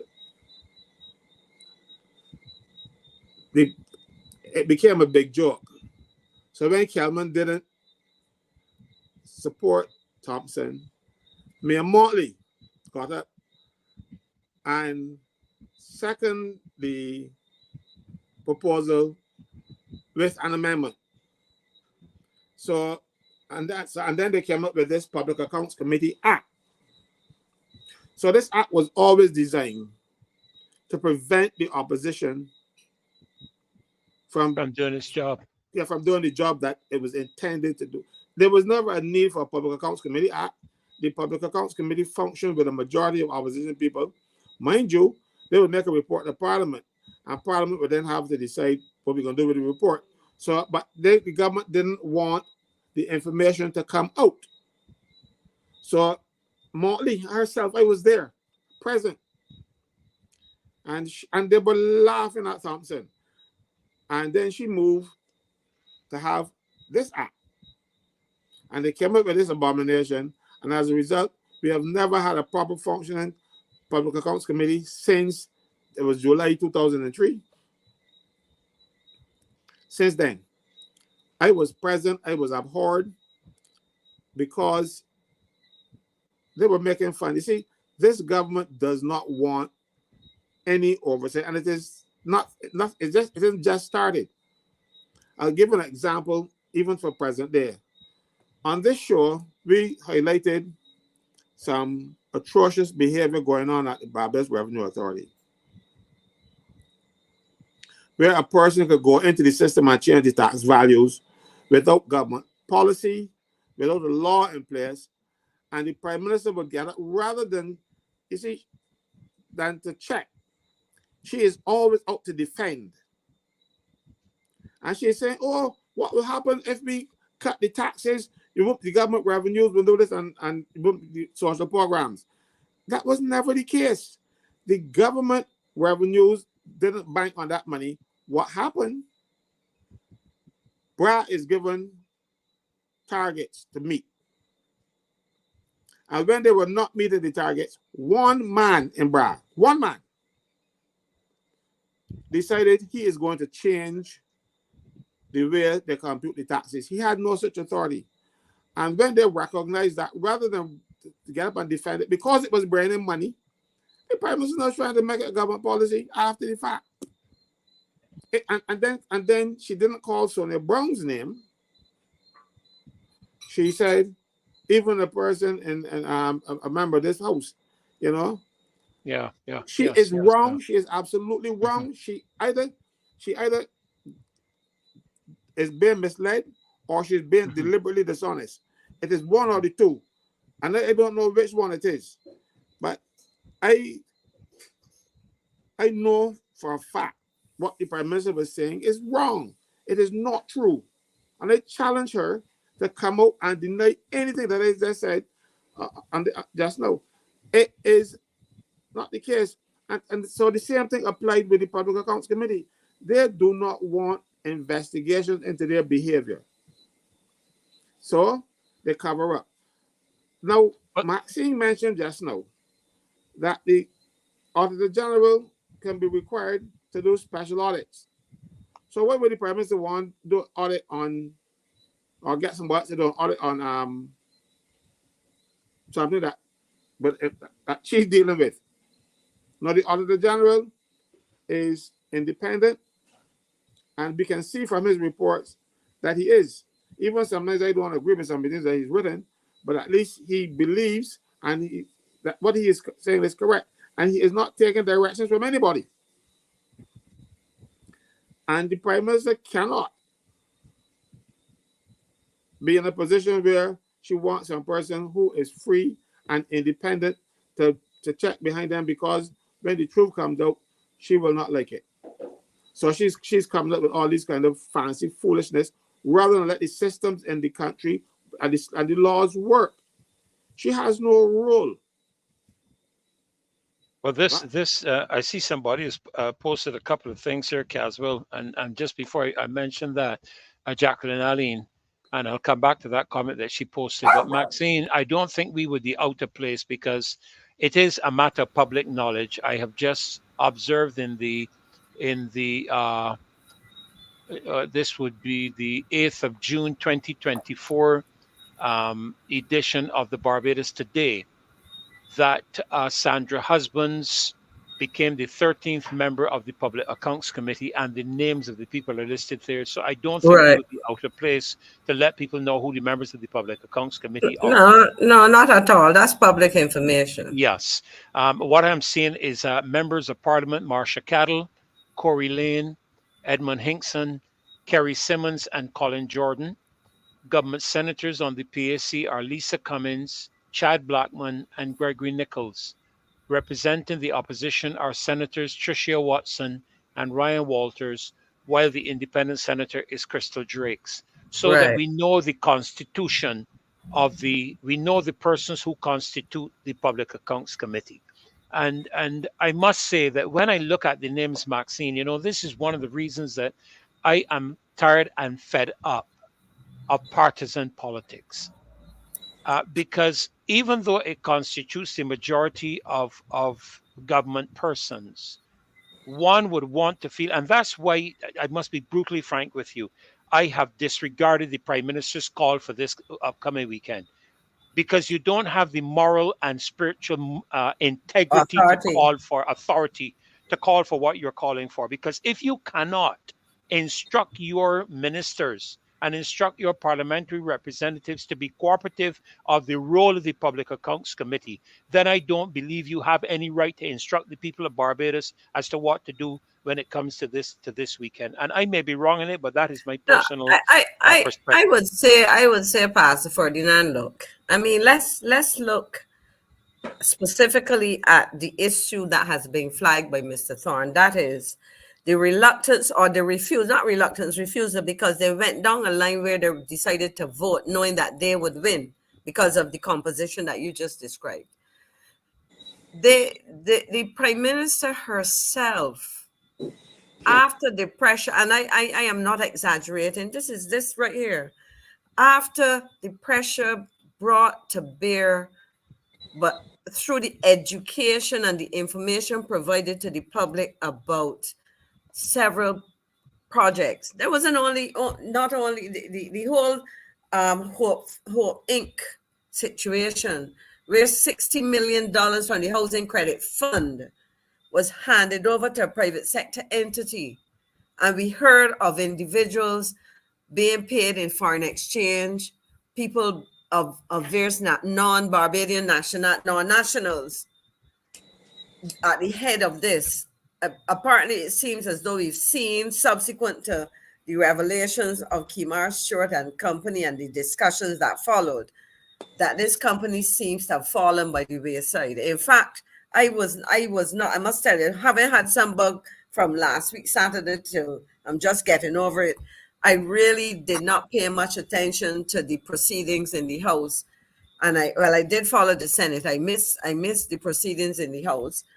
And so I missed what apparently was a resolution, which, if I understand correctly, is returning lands that would have been invested in this company back to National Housing or some government entity or something. I have to go and investigate, and I'll refer to it. They Now, can't do that. all of that speak. Yes, Caswell. I mean, you look perturbed. Nobody can do that.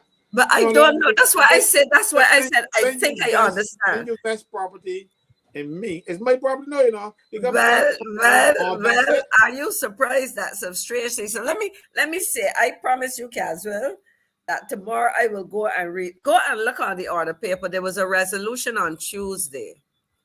And I know that the leader of the opposition was absent because he would have been addressing Bajans in the diaspora on the weekend. I don't think he attended Parliament on Tuesday. But there is some I call it ditsy doodly base, or what Caswell just said. But it leads me to question, and when I research, I will get the answer. What has really transpired in relation to this glorious project called housing? I mean, it's almost hopeless now. But it really says now, if all of this has happened and we have not seen the delivery, and then we add on to that some other housing issues, the Chinese houses, etc. People are saying, and not only people are saying, because people were saying that they were concerned about it, the Prime Minister of Barbados and Minister of Finance, and there is in the tan jacket shirt, shirt, the former chairman in his fancy sunglasses. The Prime Minister promised an investigation. Now, you are saying to the taxpayers, I am promising you an investigation. And on the other hand, your representatives on the PAC, because you are the head of cabinet, you're the chair of cabinet, you're the Prime Minister, you're the Minister of Finance, they have said, no, sir, you, Mr. Chairman, cannot examine this housing issue. Why? But the Prime Minister should have sent them with a mandate to say it makes absolutely no sense me trying to reinvent the wheel when we have an independent process involving the Public Accounts Committee and the Auditor General. But tell me if this makes sense to you. I am an investigator for some agency, but I commit an offense. And you come to me to investigate myself? No, it makes no sense. Well, you know. But that is exactly what is happening here. That is why, prior to this act, the opposition always had the majority on the committee. Now, why would you put one independent senator on there when there are 7? Why do you need so many government people on the thing to investigate themselves? To shut it down. Shut it down. I think Pastor for an hour to shut it down, Caswell, when I look at the Public Accounts Committee Act, this is what I'm seeing. And before I say what I'm seeing there, Maxine, I think everybody here on this platform would be asking the same question I'm about to ask. What is the purpose of the National Housing Corporation? If you are going to engage the construction of homes for Barbadians as a government, why are you establishing a private company, investing $60 million in that private company, when as the government you possess an entity that is already in place to deal with the construction and development of property and homes for Barbadians? And that is one question I would like to ask. Now, I would say to you, it's a very valid question. And I think it's a question that needs to be asked for several reasons. The National Housing Corporation was set up by legislation. And if you go and you look at that legislation, it is very clear as to its purpose. And one of it had to be about providing housing opportunities for the public. The National Housing Corporation has traditionally used certain kind of, and I'm going to look at several pieces. The NHC has used a number of building methods which utilize labor, job opportunities. And so in addition to what it does, that is provide housing, and I use the word people like to use, housing solutions, housing opportunities, providing houses. Let me put it very simply. Land and houses for Barbadians, particularly the lower income, because we know that from the private sector perspective, lower end of the market, lower cost housing is not as profitable per unit for private developers as perhaps other alternatives, middle income and higher end in terms of pricing. Now, the National Housing, therefore, is offering solutions. It is creating employment, etc. When I looked at one of the images that we had there on the screen, it was not your standard. Okay, look at that. That is precast concrete, which is done, as far as I know, in Barbados by a single entity. It is done in a kind of factory setting, and I would hazard a guess that the preparation for and the construction of the house using that method probably uses that method of construction probably uses less labor than others. It is Yes, done it by a does. single Yeah. entity, and Yes, it does. therefore the opportunity for giving multiple contractors opportunities and so on are not there. So Right, your right. question, Pastor Ferdinand, about what has become of the NHC, that is my question as well, because it had a very clear mandate. It delivered on that. The piece of land that I am living on now would have been purchased when I was a young woman in my 30s or late 20s from the NHC. And I was able, some years after holding it and being in a position to build a house, that I was able to do so. In other developments around here, I live in St. James South, which is close to West Terrace, Wanstead, Oxnard, Husbands Heights, etc. This is a typical example. These developments that encompass this constituency, this part of the parish of St. James. This is an excellent example of what NHC did to address the housing needs of working class and middle class Barbadians, and in effect created a middle class. So I don't understand why, because you see, the rationale that would have been given to us in terms of going to this private company was that I presume that they could deliver quickly, but they didn't deliver. They didn't deliver in this case. We see what the consequences are. There were supposed to have been a rapid solution when we had Hurricane Elsa, I think, pass through. And rather than go and source lumber, because a lot of the houses damaged were probably wooden houses from Guyana, Belize, and maybe Suriname, we went to China. And instead of a fast solution, it looked like we got a slow boat from China. And even after the boat got here, we had a slower construction arrangement. So I really would like to know, and you've asked, and I would flag this and hear what you say. Tell us, government, tell us, Minister of Housing, what is the role and purpose of the NHC going forward? Well, you see, the reason I raise that too, Maxine, is because even if you engage a private company, there's no reason that private company cannot be operating under the auspices of the National Housing Corporation. Okay, There's then. no need for a separate entity to be established. The National Housing Corporation should be governing, should be overseeing, should be managing what granting contracts. Correct. All right. And Freddie, I know. Sorry, let me Casual. just I know I got to hurry. Because I saw Rose pop in just now, and I think she wants to flow. But quick before you come in, I wanted to add this. You know, I look back, Casual and Maxine, at the Public Accounts Committee Act, and it says that all questions to be decided by the committee shall be decided by a majority of the votes of the members present, which clearly, what's the word I'm looking for? Stifles the chairman. Clearly stifles the chairman if the majority of the people who are present are government related.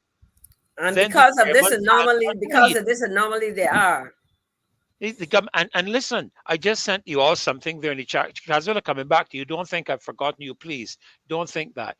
But I sent you all something just now in the chat where in the same article I just read from the Barbados Today, it says this, that the leader of the opposition named the other members of the committee who will be commencing investigation into government spending on a number of projects, including the 50 million on Kensington Oval, the loan from the African Import-Export Bank, the controversial Hope Housing Project, and the $5 million reportedly spent on the refurbishment of Oyston's Bay Garden. Now, clearly, any one of them is going to be an embarrassment to the government. Clearly, it's going to be an embarrassment to the government.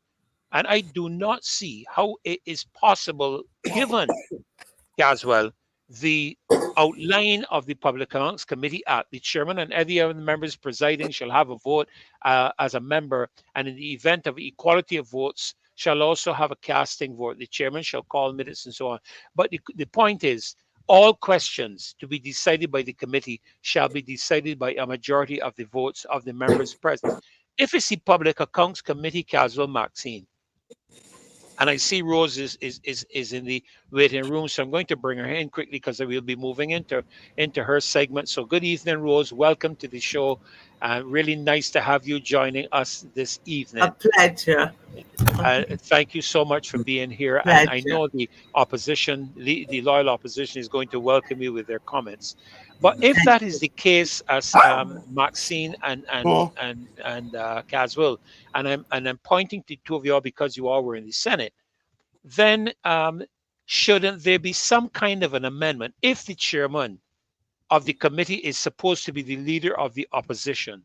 I personally believe, in the interest of transparency and accountability, that the chairman should be the entity deciding the agenda for the Public Accounts Committee. now You let me just say, put something there on the table. I'm going to do this quickly, Caswell, and over to you because I know you're waiting to say something. Now, I would suggest this. I mean, having sat on that committee, I miss, when Mayor Motley, then leader of the opposition, was chair. I missed a lot of meetings as foreign minister because I traveled a lot. But I think the chair took the lead on a number of things, and that is one I wrote here, and this is what my thinking is, because if they, and you can insist on a vote, and you can't stop that, I suppose, but I would say that as far as I'm concerned, there should be nothing to stop the chair of the Public Accounts Committee instructing the Auditor General to undertake special investigations. Okay? So even though the committee wants to sit down and interrogate a particular matter, have the special investigation done. If they, and then they can decide whether they want to put the housing one first or last or third or second. But because the reason I'm saying that, once a special audit is done and that audit is presented, and I believe it would be the chairman of the PAC to late, or well, I would have to find out how that is done. The point is that special audit report is public, and whether the committee wants to sit down and deliberate or not, the public has access to that information. Caswell, over to you. okay, And look, it is silly to have government as a majority of any panel to investigate the government. Itself. That does yes, not make, absolutely. because then you will be you are being investigated, and you are the investigator. Now you will have the power to believe your own self and come to that conclusion. The problem here is that this act, as Maxine said, an abomination. It was an abomination because it was designed to shut up David Thompson, to stop him from investigating the Barbers, the party administration, when he was dealing with the opposition. No, but but this is consistent with Mayor's behavior. Mayor sets up parallel institutions all over the place to do what we already have government departments doing. Remember, we have GIS, and Maxine, you were a minister, and you know that you had an officer from GIS assigned to you. So if there's any information, PR, whatever, you would refer that officer, and that officer would do it. Every ministry has one. Yes, that's correct. Good. But the Prime Minister then turned around and set up an entity, can't remember the name now, under Paris, with BLPR folks as the staff, to do the exact role of the GIS. What do you expect? So why won't you expect her now to come and do set up somebody to do the role of the Auditor General? It is her behavior. It is the way she behaves. She can't help it. Someone placed in the chat just now, I was just trying to find it, concerning St. Kitts. And just before we come to you, Rose, I know you have Freedom of Information Act. Yes, the Freedom of Information Act, and we had a very disingenuous. I must tell you, I get very annoyed, and ministers of religion, Christian ministers, have a right to get annoyed. All right, let me just make it clear to everybody because God gets upset. And if God gets upset and I'm made in his image, don't be surprised if I get upset. All right, that's my father. So my position is I understood. I can't remember if it was Marsha Cattle or who Marsha Cattle. expressed a nasty remark concerning Barbadians not being ready for a Freedom of Information Act. As We are if stupid. the people in this country are a bunch of idiots that either and that if that is so, I want to say is a serious indictment on the educational process of government. If the government does not believe that the people of Barbados, who they help to educate, are not in a position to accept or to handle a Freedom of Information Act. What is happening here is that the government is trying to put a case not to have it, because with the Freedom of Information Act, you can't hide nothing from the people of this country. Anybody can walk in and demand to see X, Y, or Z. And if this government is going to be committed to its campaign promises of integrity, transparency, and accountability, they should have that Freedom of Information Act implemented before he finished speaking. And I'm Uh, being very serious about it because we can no but longer be ready. continue politics in this country the way we have done it before. That's my We are position. ready for a cybercrime bill, though. Yeah, We I are not know. ready And for that was freedom and and that was miss. and the position for that was promoted strongly in the address that she made with reference to some stuff to do with children. But anyhow, But, um, but not to listen, do with before eventually doing it to Frandel. Huh? She no, did no, no. what they are doing, what they are saying that we are doing now is what she did to Frandel's church and worse.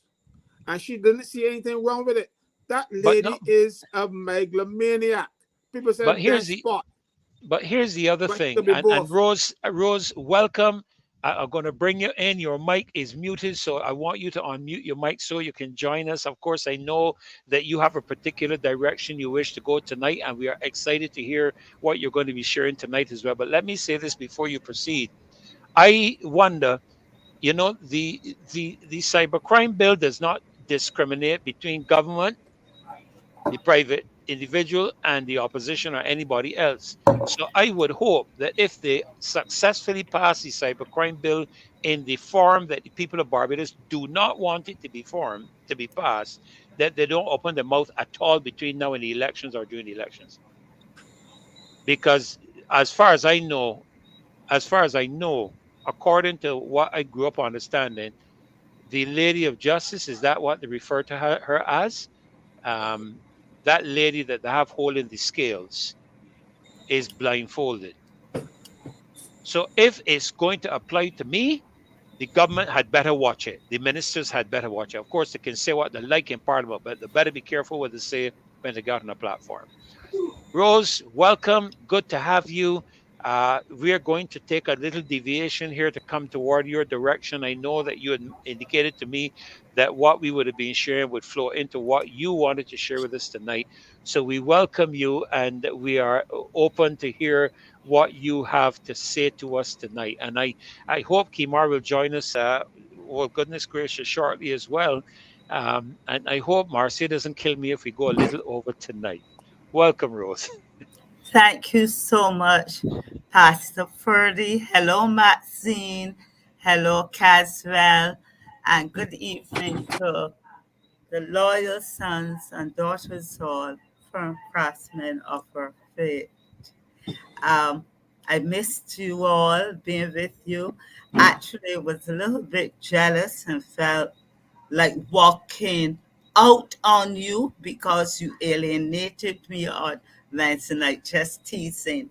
But it was like a reunion on Wednesday night. The house was full and the participation was so good. The energies. I'm really glad to be here this evening. And Pastor Ferdy, you listening to you coming up in the car, I said Pastor Ferdy saw my script and what is left for me to say, and then listening in on Maxine and Caswell, and where you just ended off before you introduced me, Pastor Ferdy. And my thing tonight is, look, don't focus on, I didn't intend to start this way, but may I say then, don't just focus on Senators Watson and Walters exiting, but I am suggesting that they can all close down Parliament for a while, and me don't go into recess, go on a working break and address the realities in this country. And this brings me into why I'm saying so. And I'm going to give my own perspective on the crime and violence. Actually, I had prepared for last Friday night, but Marcia asked, to give way to allow that distinguished and thorough that thorough presentation by Reverend Guy Hewitt, and Oh, so yes. I give way, but I Yes. thought he was excellent, and I'm coming now to bring my own spin on what on crime and violence, and I would come back then to say why they should close Parliament. Right now, with all the crime and around us, there are the crime around us. They are so concerned in the lower house with trying to get bills tabled and passed. I heard my former colleague, MP Husbands, speaking so eloquently, Sandra Husbands, on the decreasing population and the strategies that should be put in place to increase the population and to safeguard our NIS, etc. But near a peep squeak from her or any of them on crime and violence and the increasing deaths that we would have had in this country over the last weeks. Did you hear them? No. And my fellow Barbadians, you will correct me, but I have a list here of the names of the MPs that you would have gone out there and voted for. And here are the names. Did you hear Minister R. Phillips, JP MP for St. Lucie, opening his mouth and speaking about crime and violence? No. Honorable Colin E. Jordan MP for St. Peter, have you heard him? Mr. Edmund G. Hinkson, Senior Council and MP for St. James North. Remember how much he had to say about the cybercrime bill? Oh, And yes, I do. dissing those who brought a different perspective and concerns. Have you heard him say anything in the law house about crime and violence? If you heard, tell me, put it in the chat. Have you heard Mr. Trevor A. Prescott, JP MP for St. Michael East, the constituency in which from which I moved previously and was there for 40 odd years? Have you heard Honorable Carrie D. Simmons, MP for St. James Central? Have you heard Honorable Miss C. Sandra V. Husbands for St. James South? Dr. Ramel O. Springer for St. Andrew, MP for St. Andrew. Miss Cynthia White Ford, JP MP for St. Thomas. Honorable Dale D. Marshall, Senior Council MP and the Attorney General. He's the MP for St. Joseph. Miss Tony More. Moore, JP MP for St. George North. Have you heard her? Honorable Dwight G. Sutherland, Sutherland, St. MP George for South. St. George South. But you know that he's hopeless. He's hopeless. Is that no pun intended? Is that correct? No pun intended. Not pun intended.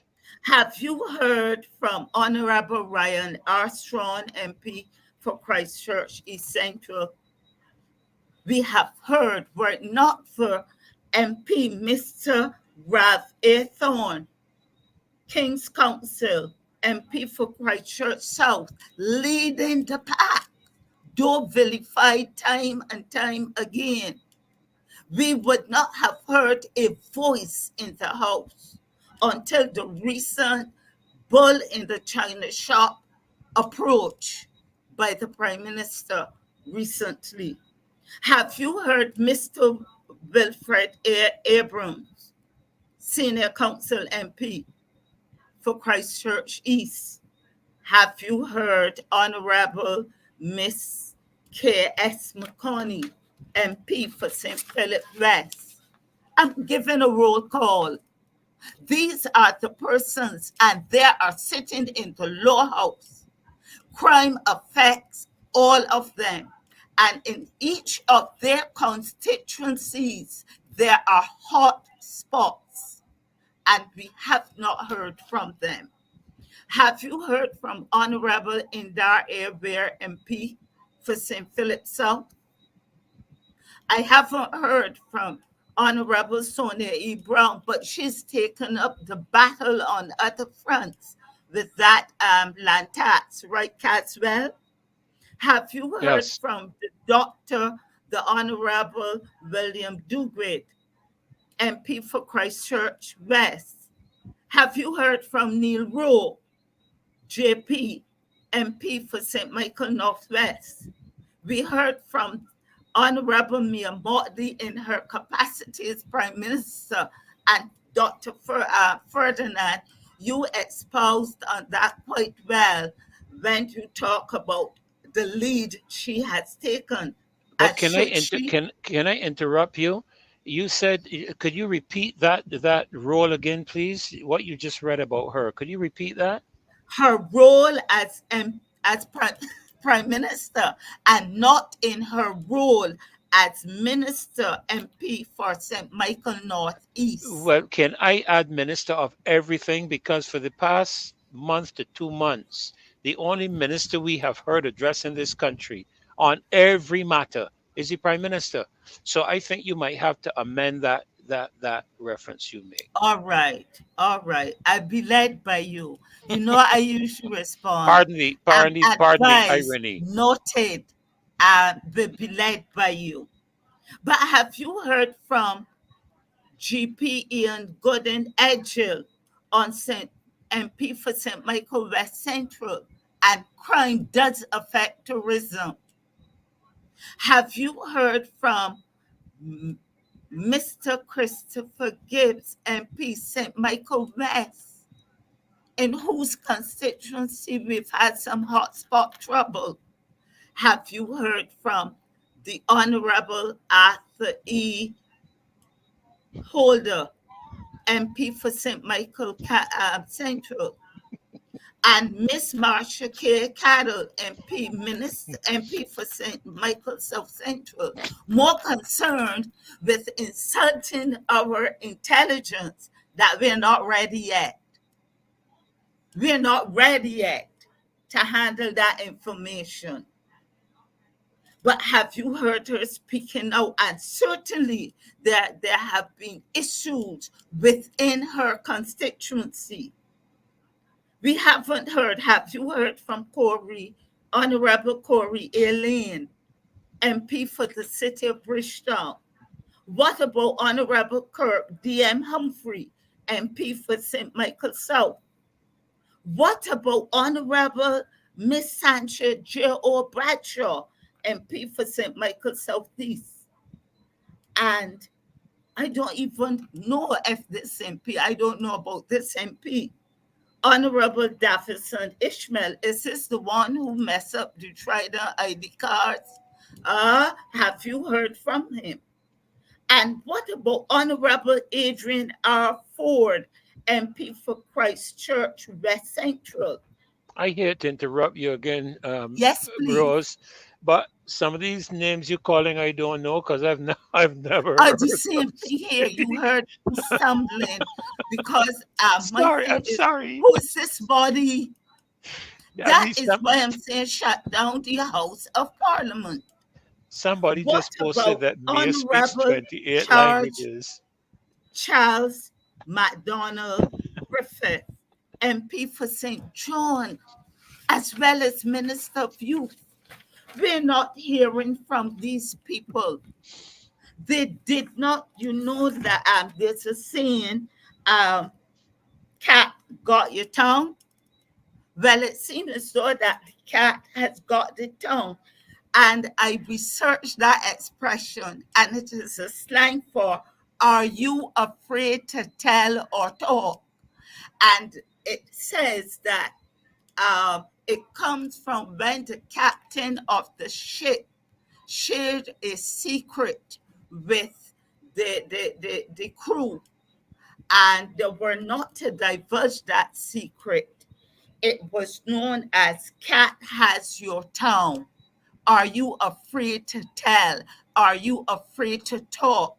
Every constituency in Barbados that comprises Barbados, we have sent representatives. And if you can't talk eloquently on the cybercrime bill, if you can't speak eloquently to the child protection bill, if you can't speak eloquently on what other bill they're passing, The all the child other, protection bill? uh, You call the child protection bill? yes, I call that one. If you can't address those and speak eloquently to those, good Heavenly God, Father, you can't speak to crime and violence. You can't get up on the lower floor where you have the privilege.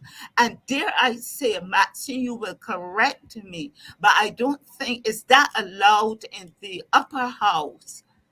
No, I don't What think if what is allowed? if You mean?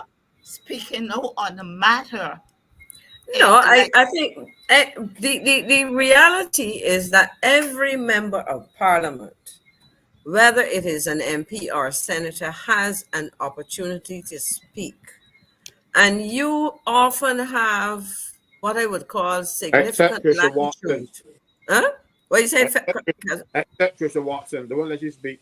Oh, okay, but that's true too. I mean, that is shameful the way they behave, including those persons so-called of the cloth. They probably need to wrap their mouths. But you can speak because at the end of the day, when there's a piece of legislation, when there's a resolution on the floor, there are so many angles to an issue that each member of parliament, MP or senator, can speak to it as it impacts, because everybody's not a minister, but everybody represents some interests. In the House of Assembly, you represent a constituency. In Parliament, in the Senate, as a government senator, you are chosen either because of some particular area of expertise or interest you have. And you can speak to an issue, or you can raise matters of importance to Barbadians. Let's forget the constituents when we come to the Senate. I always say to people, my constituency was Barbados because I was appointed, I was not elected. So there is no excuse for the absence of voices. And I don't talk about people coming and barking at people, because unfortunately, sadly, some of our government officials, including ministers, are being accused of being extremely disrespectful of their stakeholders, whether it is staff in ministries, constituencies, or constituents who approach them, and so on. But I think your roll call, and I can say this quickly and stop, raise a very important thing, issue rose, and that is the absence of these voices. You do not hear them. You mentioned Christopher, and I was like, Christopher who? Christopher St. Clagon. And then you ended by calling the right name. I mean, the current MP with the name Christopher. And I was trying to, who is this person? And then you mentioned Davidson Ishmael. He's a minister, so I should not forget him either. But I had difficulty realizing any of them were members of parliament because I some of these names I didn't even pick up. But let me just quickly say this, Rose, Yes, please. I must tell you the truth. Listening to the roll call, somebody put something up there about the prime minister speaking 28 languages. There are 29 members of parliament, and I think there are 28 ministers of government. I think I'm correct. I think the only person who's not a minister is Sonia Brown.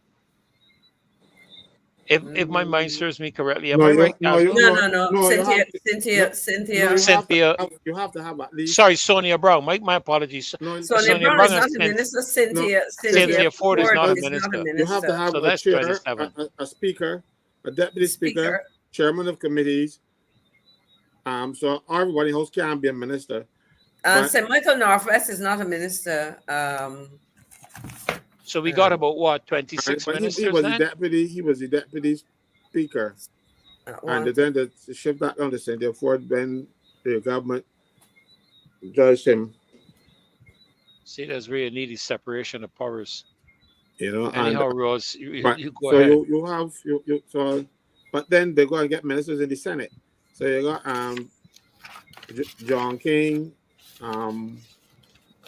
who else? Lisa Cummings. Chantal Monroe, right? Chad Blackman. I remember. Chad Blackman is there. Charles Morris is there. But he's not a minister, no, is he? He's not the ministers. Okay, I thought you were talking about Lisa Cummings. Lisa Cummings. Yeah. And then Lisa Cummings. The guy, Dr. Somebody, what's his name, from St. Andrew? What's his name? We have all these people. He is in Ministry of Education, I believe. We have all these people. No, but he's not MP for St. Andrew.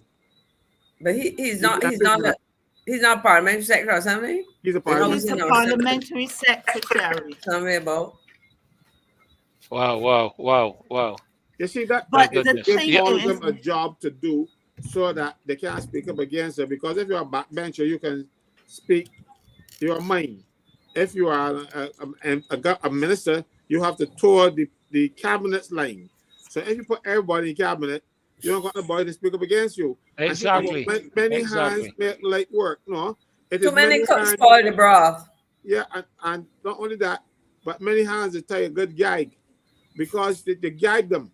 They can't talk.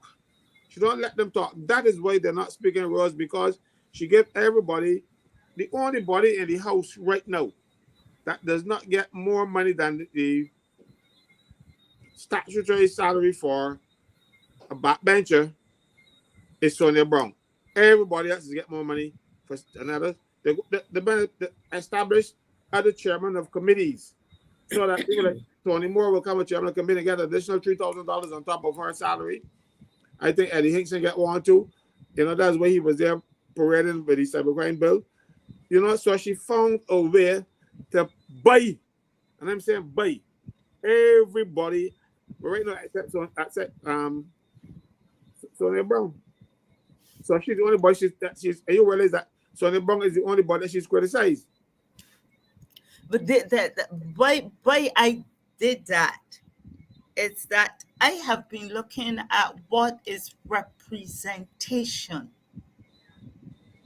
And representation, Maxine, as you said, and you would have heard me say, it is not the individual constituencies, but all the constituencies combined make Barbados call answers to the name Barbados.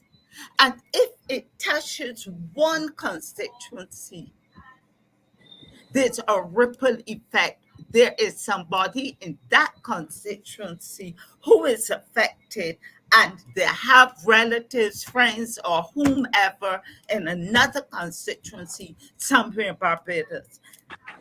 What is the haste, pray tell me, to get all of these bills tabled, to put down your name in history or history's page that you tabled the bill and it went up to the upper Senate? I don't talk about the upper house. Maxine, again, I'm asking you and Caswell, could you shut down the upper house and tell those government MPs, as I think it was it Tasha or whomever, there was a Labour MP, I think, or Conservative MP who said, get on your bike and go and look for work.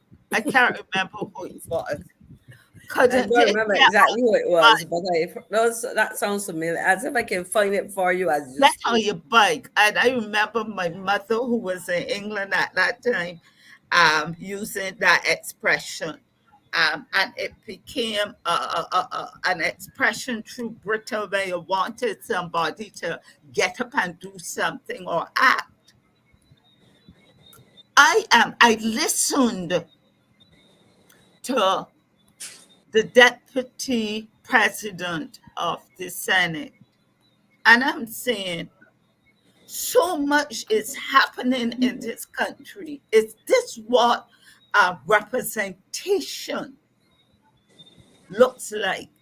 And she spent 10 to 15 minutes as if she were on a political platform out there canvassing, speaking about the DLP. The DLP mind their business. And if you're sent into the upper house and hold that esteemed position, do the nation's, the people's business. She spent about 10 or 15 minutes, what's that word? Disciplining the two senators from the DLP, and then took time to dissect what is happening in the DLP. That's their business.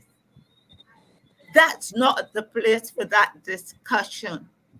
And so my thing is, there are Rose, things at hand. Rose, Yes, please. when you consider the person we are speaking of, I have watched the individual in the Senate behaving, and I have to hold my tongue.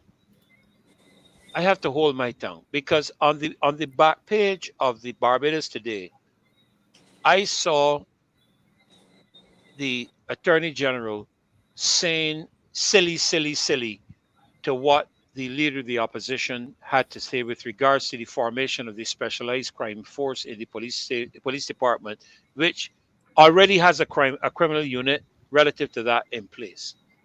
What we are dealing with here, hold a minute, Caswell. What we are dealing with here is a mentality of politician who is unmannerly, does not have a command of decency, and does not have a command of the Queen's English. It's as simple as that. Because the reality is that Barbadians are no longer tolerant of the crap that is expressed by these politicians. We are no longer tolerant of the disingenuous manner in which politicians speak to either one another or to the people of this country. And if you are voting, and I said it before, and I will say it again, you are our employees. The people of the country are your employers. But what we have observed is a government that makes decisions and makes policy without any consultation with its people. And the fact that you're saying what you're saying with regards to the deputy speaker, the deputy chair, of the Senate, suggests to me that in their mind, there should be no other political party present in the country but the Barbados Labour Party. And that is the draconian communistic playbook that the Chinese Communist Party must have related to them, and they sat in their offices in Roebuck Street with the Barbados Labour Party. So that we are facing a threat to democracy. The real threat to democracy is not up in the States. The real threat to democracy is right here in Barbados. Yeah. Caswell, Yeah, Caswell, go ahead. No, I wasn't. before I show these clips here, I'll give way to you, Caswell. No, because I just wanted to agree with you. But I said it last show because they they don't have a command of anything. When you go into an organization, the first thing you should do is to learn the rules so that you will know how best to break them or bend them, and get away with it because you know how far you can go. This government, Liz Thompson, Lisa Cummings, and all of them, they don't observe the niceties of trying to bend the law, but not break it. They get up and deliberately break the rules like, for instance, to stop Tricia from speaking. It is not. They do not raise on points of order. They raise on points of bad behavior, ill manners, because, as I said last show, a point of order is when you breach the rules, when you breach the orders. Now, Tricia was not breaking any rule. Liz Thompson, on the other hand, got up and was given a history of what happened. That is not a point of order. If you are breaching, if you breach the order, you should drop. Some person should drop to the chair's attention and say, point of order. Remember, it's breaching rule so and so, and it says so. The rule said don't allow for that. No, but they're not doing that. They'll use it to interrupt you, and then to speak to cut into your time, and then you don't get it. I remember when I was in the Senate, I have an hour to speak as the leading opposition business in the Senate. I had an hour, and every time, and I said to the speaker, but look, these people talk 15 minutes out of my hour, and they won't give me back because they want me to shut up. So during the estimates, when they were speaking, they take away 15 minutes from me. And that is their playbook. They go to parliamentary group meetings and they plan it. Because Eddie Grant used to do it to me a lot because he reported to people that they tell him to do it. Lisa Cummings said that they are supposed to, that they tell them in parliamentary group meeting that they let me get away with too much. So they're supposed to stop me. So it is planned. It is planned bad behavior at the highest level. When you go to parliamentary group meetings, the prime minister chairs those meetings, and then you will see that they come in the Senate and misbehave, unknowingly misbehave. My problem now is the president of the Senate, my good friend. I will not deny it. He is supposed to protect the minority. That's what the role of a speaker or a chairman is, to protect the rights of the minority, because the majority can take care of themselves. But you need some person to protect the minority. And Reginald Farley is failing in that miserably, because when they get up and say a point of order, he used to say that's no point of order. No, but then he just says, "Oh, Senator Watson, continue." He doesn't rule. You are making a point of order. When you say a point of order, he's supposed to rule on it. They don't do it because they allow this bad behavior to go on, and they think it is cute. It is not cute. It's bad manners, unless they believe that bad manners is cute. Well, you see, Well, again, Caswell, go ahead, Rose. Caswell, I've got some work for them to do. When I'm finished with this presentation, I am going to use this term here, and thank you, peace, in the chat. It went, get on your bike and look for work. It was a statement given in 1981 in the House of Commons by Norman Tebbit. I think he was a conservative minister in October 1981. And I'm suggesting you can shut down Parliament, the upper house, to Maxine, with due respect to you and Caswell, and former senators, and the deputy president. She knows what it is to get behind a truck. Remember when she went behind the truck and went out showing how it is to collect garbage? I got four by the camera. She can lead it too. because there's work to be done in Barbados, some cleanup work to be done, and they need to be ousted until they are taken out by the vote. They need to get up and get on their bikes, the proverbial bikes, and look for work. And I'm suggesting some work for them. Could I see the clips, please? And I'm serious. I'm serious. I am not having fun. I am not tongue in cheek. I have been cogitating on this from last week and even prior. And here I want you to look at some clips that I pulled up quickly. Thank you, Dave.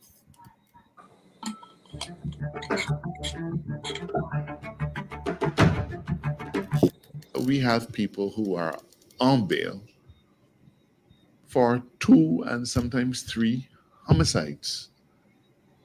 That's not the norm, but there are people who are on bail for more than 1 homicide. So let's keep to that, right? More than 1 homicide. There are people who are on bail for more than 1 homicide and have a long list of other offenses, firearms, robberies, rape, all kinds. Okay. Now, I cannot predict if a person will be found guilty or not. That's not within my. I ain't got them powers.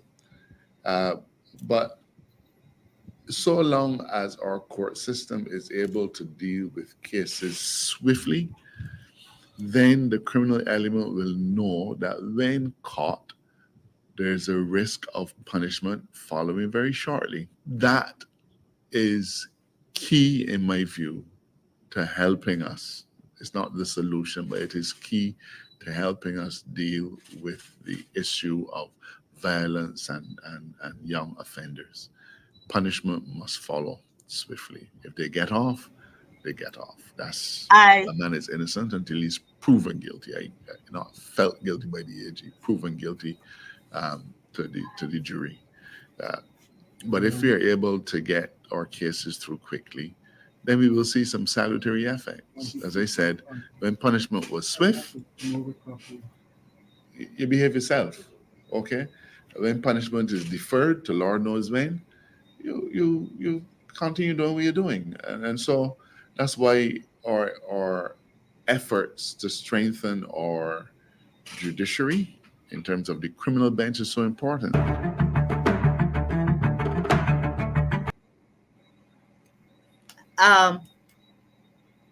And that was not recent. That was not recent. And I smile because were it not for the leader of the opposition in the press conference before the last one this week, the Prime Minister would not have addressed that matter of persons who are on bail for multiple murders. So I think Vincent, at the last press conference, someone in the chat who was just being a nuisance kept asking what action is the Honorable Rafton taking, and I had to say he's taking the lead, because then the Prime Minister came in and behaved as if the idea came from her about the many persons who are on bail for multiple murders. Similarly, taking the credit, Pastor Ferdinand, for the call to pray. And there has been a video, a clip being circulated that has been circulated in which the Honorable Dr. Corey Ford made an appeal for the church to come out and to pray. He led it. He led the call, not the Prime Minister. And I would follow Dr. Corey Ford's call for prayer multiple times over before I respond to the Prime Minister's call. And you said it eloquently, why I am not part of it. I lift up mine eyes to the hills first thing in mornings, multiple times during the day, and I need lasting at night. And I do not need someone who blocked the church during COVID, who wants to bring around a change in the Constitution and eliminate God for all other names. I will not be part of that. I am not telling others don't, but I cannot join a charade.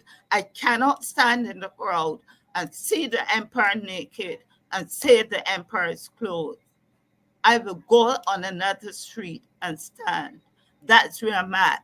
But let's look at some. These things were said by the AG. Let's see another clip, please.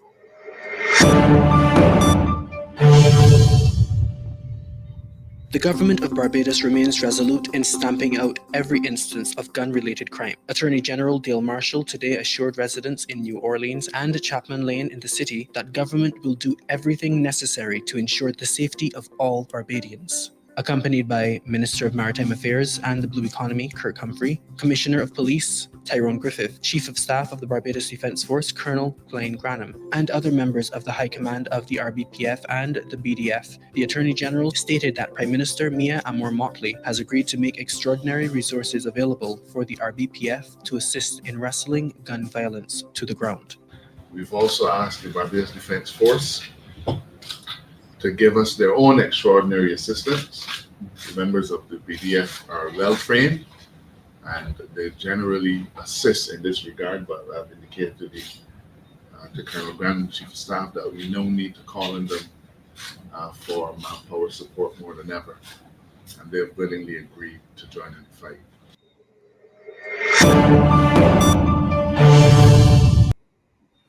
And this was 5 years ago. 5 years ago, they did a walkthrough. Now you see all two the people peeling their way and shaking hands. No, I'm serious on this one. And I'm sending a message. 5 years ago, you did this. What has changed? And here is my suggestion. The same way you found these places, not 5 years ago, but when you were canvassing in 2018 and in 2022, you found them. You knew and you know where the hotspots are. Go back into them, shut down Parliament, and take with you those from the upper house that are part of government, and go into the highways and byways, the same motorcades, the same trucks that you can get on with the bullhorns, and call out the people to vote for you. You could go down through all the tracks and stepping the dog down and go into all of those places and go on the blocks and go in the little hoods and be suffocated with the smell of the marijuana. Go back into those places. You know where they are. And don't let me call out that person who spent almost a whole evening. We had them blocked in when we were canvassing in a certain by-election.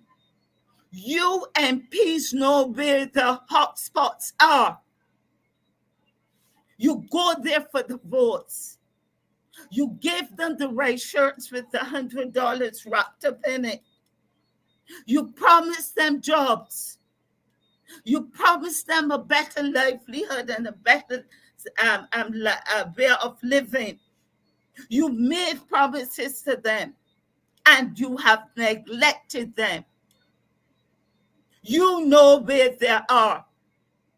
And just as you did your walkabout, get on your bikes, hop behind the truck like that person did. Well, I don't want her to go behind the truck because I wouldn't want her to do that. But the same mechanisms, the same means that you employed to get the vote in 2018 and 2022. Shut down Parliament.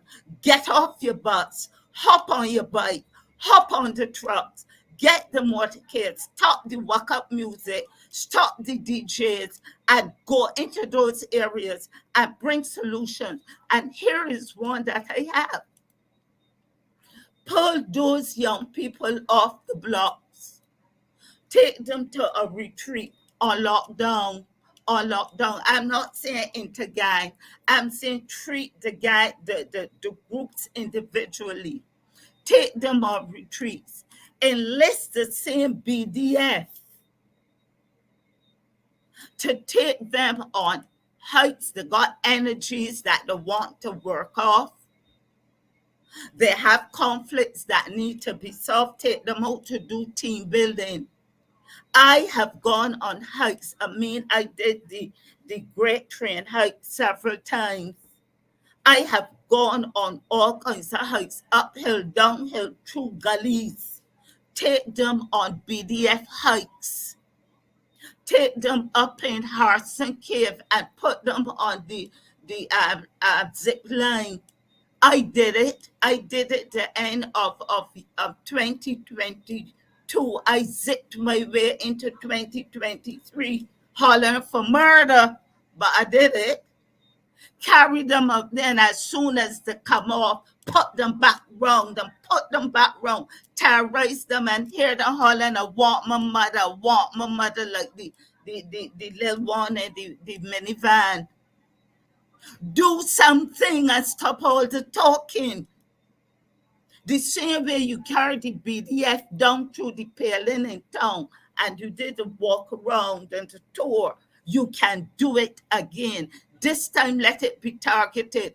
This time, you don't need $95,000 that has been alleged to be gone missing from the peace program. There's money left over from Oistins. I'm still at Oistins, Get some of that money left over from Kensington. Get some of that money instead of putting it into these young people's hands to buy peace. Take them out on lockdown.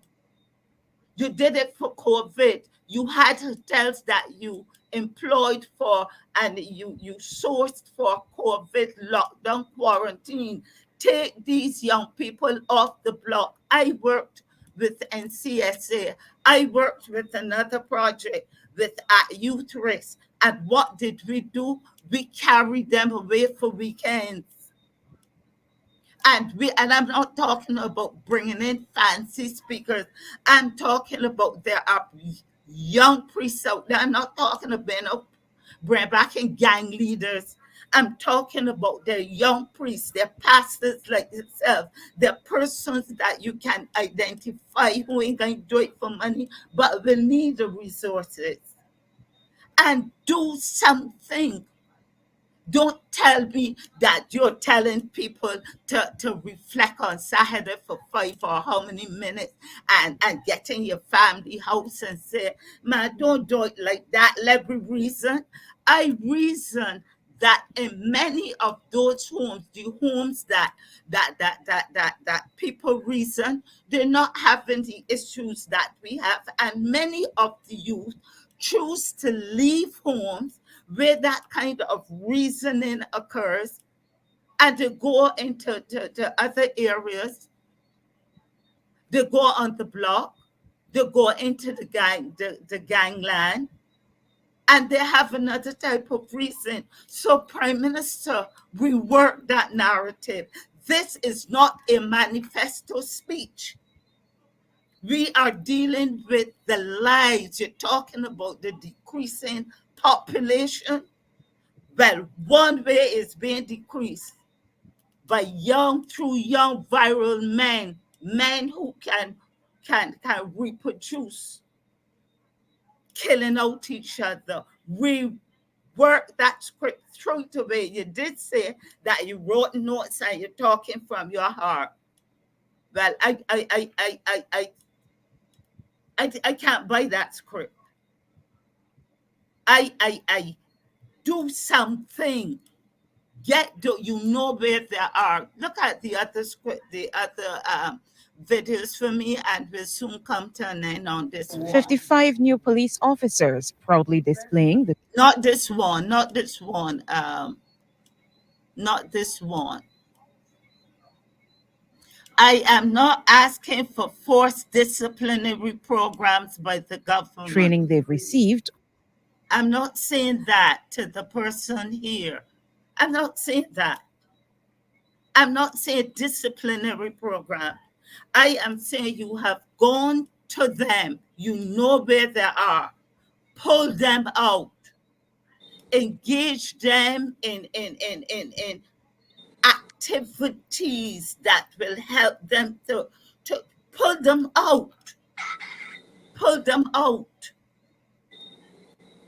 Pull them out. And I'm saying the Prime Minister just went and put $100,000 in a football cup, a one-off cup. 150,000. How much? Yes. And $150,000. And I hope you know what she said. She got a little bit riled as usual. And she's saying if any nonsense occur and if they play the fool, it done. So Right, you are encouraging them to come, and then some nonsense occurs, and the way to resolve that is to done it. Take out your bat, your ball, your stump, your wickets. Let me cross you for a minute, Rose. Let me cross you for a minute. That's the example that a leader is setting and then expects the people to resolve their issues amicably. You see, we don't understand how important it is, the example that we set. And I must say this, Maxine Caswell, as a Christian minister, we took a lot of flacks for our crap. And you all know what I'm talking about, all over the place. We took it for sexuality, we took it for finances, all these kind of things. And we all either had to step down, resign, go to go to therapy and counseling and all the rest of it. We had to set the example. People demanded that from us. They would tell you, what was this thing they used to say again? You have to practice what you preach. That's what we were told. But we have leadership in this country today that does not practice what it preaches.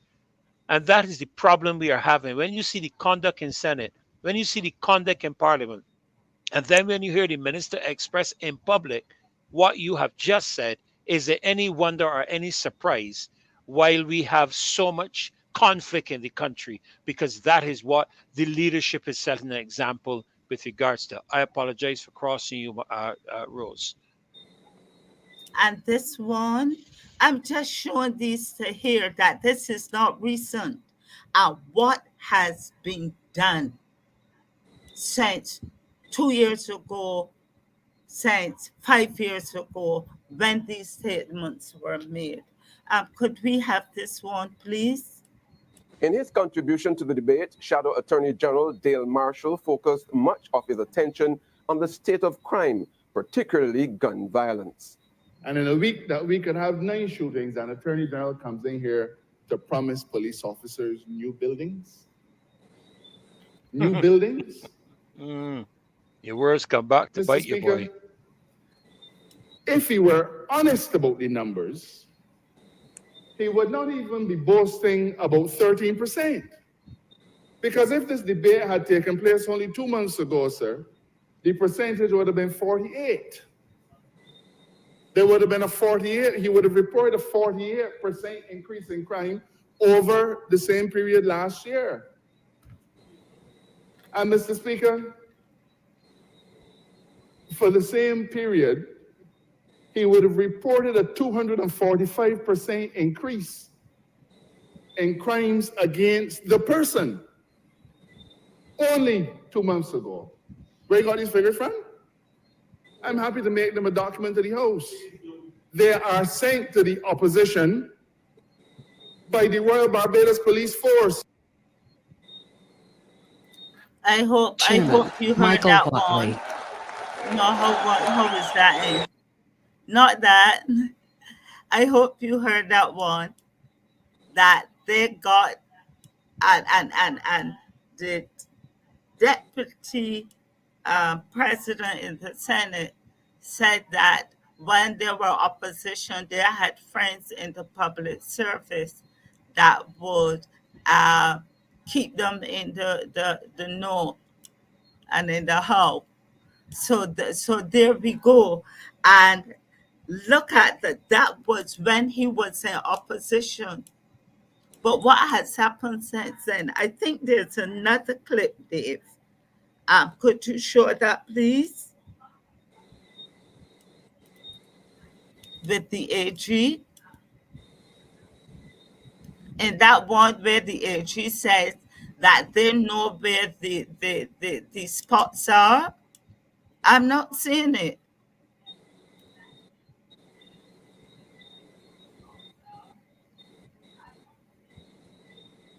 I think that's it. There's another one where the AG himself says that that they know where the spots are. They know where these activities have their origin. But so I'm saying I built my case on those clips that I researched, that if you know, do something about it.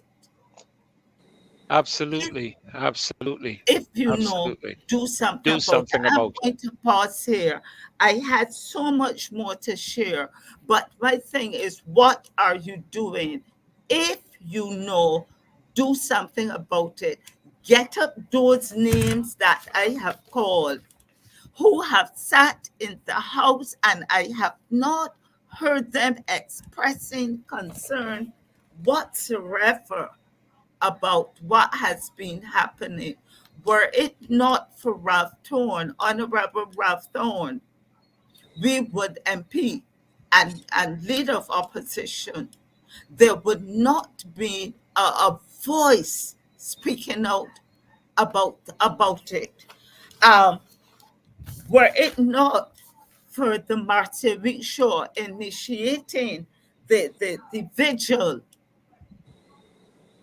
but now the Prime Minister is lauding the three moms, and my heart went out to the three moms because Natma was my friend.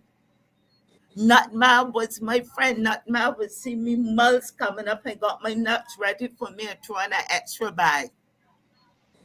And I know Natman's mother. My heart went out for those three moms. But you would not have said anything if there weren't a public outcry and action repeatedly on social media on the Marcia Week Show. And now you are instructing us what to do. Well, I want to say this, Pastor Ferdinand, before I go. You know, in Jonah 3, Jonah went down to Nineveh and he warned. And he was the one that called the people to repentance. And when the king saw the people praying and putting on sackcloth and ashes, he joined them. He joined them and called for a national Repentance. a Yep. national time of sackcloth and ashes. I want to be led the other way, not the way that this Prime Minister is leading us. I want to be led by those who know what it is to groan. You remember what you the quotation? When the people are unhappy and they are not led by a righteous leader, they groan. I want to be led by people who know how to groan and not be told by someone who don't know how to groan that we should groan. It was the church in Nineveh that led the call to repentance, and the leader followed. That's where I close. And I am saying, MPs, You ain't doing nothing for all that money you're getting. And crime and violence is rampant in your own constituencies and across this land. You ain't speak out. Get up now and go block by block down through the pale lane, knock on the doors, and have a conversation with the people and bring solutions that are relevant, not platitudes. And that is what the leader of the opposition said that they intend to do. Follow that leader then. If you are not being led, don't let the cat got your tongue. Speak up and act. Thank you. Thank you, Rose. Freddie, I have to be fair to the Prime Minister. You know, I always try to be balanced. The Prime Minister, you know, she said, oh Lord, Freddie is holding his head. You know, she said she will done the thing if there's any bad behavior. But and she said that she was angry when she said that. That is because she was on her phone. You know, she said your phone is making angry, you know. So she would have been using her phone. So because she said it, no, I am only going along with what she said. She said the phone has caused all this anger. I know the Prime Minister is always on the phone. So she could have been angry, you know, the phone. Could there. Well, Rose, Rose, I want to thank you so very much. There's so many complimentary comments being posted with regards to your presentation. And I'm grateful for the reminders that we have received. You see, people forget. People forget what they have said. And I've discovered, Rose, that when you don't speak with an authentic heart, you don't remember what you've said. You know, there are people who will tell you that you can't remember a lie, you can only remember the truth. You know, you forget a lie and you don't remember how to repeat it. But I've learned down through my years that when your heart is not in something, when your intention is not credible and authentic, you don't remember. And that's the problem that we're facing in this country right now. And you know, there are people who will think that we are identifying only the problems. That's not true. We have offered many solutions on this platform. I've heard Maxine offer them. I've heard Caswell offer them. I've heard you offer them. Even if they get on their bicycles and go looking for a job, there are resolutions and solutions we have offered. Even in terms of dealing with these young people, I said just a few days ago that the government's approach to policy is not the right one. You don't make policy and then make people try to follow it. You find out what is going on with the people. And that is why I applaud the leader of the opposition's approach to establish a committee on crime and violence and go to the people to find out what is happening with the people. And then you can come back, you can compile all of your information, and you can sit down and make an informed decision regarding policy. And that is the problem we are facing in Barbados. When it comes to housing, decisions are being made for Barbadians what houses they're going to live in, and there is no engagement with the people. There is no engagement with the contractors. We have heard the gentleman from Castle was his name again from Laura State, um, you know, who was denied accessibility to the mill and pave process. All of these are things we have heard, and we have offered suggestions. We have brought the leader of the opposition here. He has offered suggestions. We are hearing it every day. So rather than making policy, hear what the people are saying. Rose, you talk about the people in Parliament. They're there to represent the people. And what is being exposed is that they are not doing that. We are at 10:03, ladies and gentlemen. Um, I'm going to ask you for your closing remarks, and I'm going to start with you. Well, Rose, I guess your closing remarks were the end of your presentation just now, unless there's anything you'd like to add to that. No, Okay, I please, see. I'll I give the see no others the please, but your opportunity. mic Just was on. thank you. Okay. Maxine, any Thank you. closing comments you have? Yes, I just want to close first by thanking Rose for the way she continues to Yes. highlight significant issues in a way that allows all of us to easily digest that information. We talk about good governance and governing in the interest of the people, etc. And as whether it's a member of parliament serving on a PAC or representing those constituents who sent him or her to parliament, their absence or their trivializing or behaving in ways that suggest that they are not taking that responsibility serious is cause for concern. And I trust that they will all be prodded by what we've been sharing with the public to do what is right by Barbadians. They have gone there, and notwithstanding the personality of the prime minister, the actions of the prime minister to hog the shore, literally and figuratively, they need to say to their constituents, I am looking after your interests. Hear my voice. We are not hearing it. And when we hear it, it is often in destructive, unimportant heckling and that kind of thing, which does nothing to say to the public that y'all are serious or know what you should be doing. And that I trust will there will be some pressure to make them change that, if nothing else, coming from all that we've said here.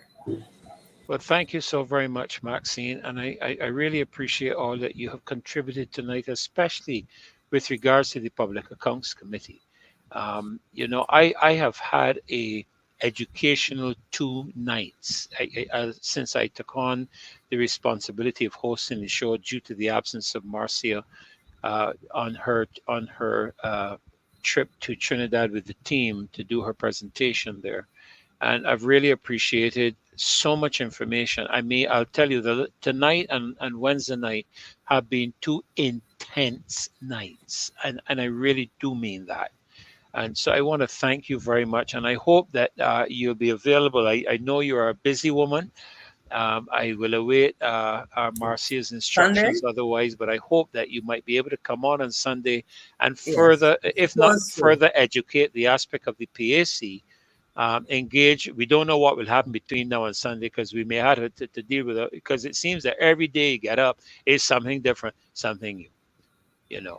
So Well, I Sundays hope, is usually when I'm supposed to be on, so I yeah. will So prepare and signal yes. to you early what I'm supposed Thank to you talk very about. much. And of course, I don't know what happened with Kimar tonight. I will reach out to him tomorrow, but I would love to have him in on Sunday as well for a major portion to do with the Hope Project. I think we need to address that. I think we Right. need to talk about that, and we need to engage that process as to why that has been the direction. And according to what I have heard, the leader of the opposition say, it would appear that they have now shifted everything back to the NHC. But I'll have to review the press conference to make sure I'm accurate. I don't want to say something that is inaccurate.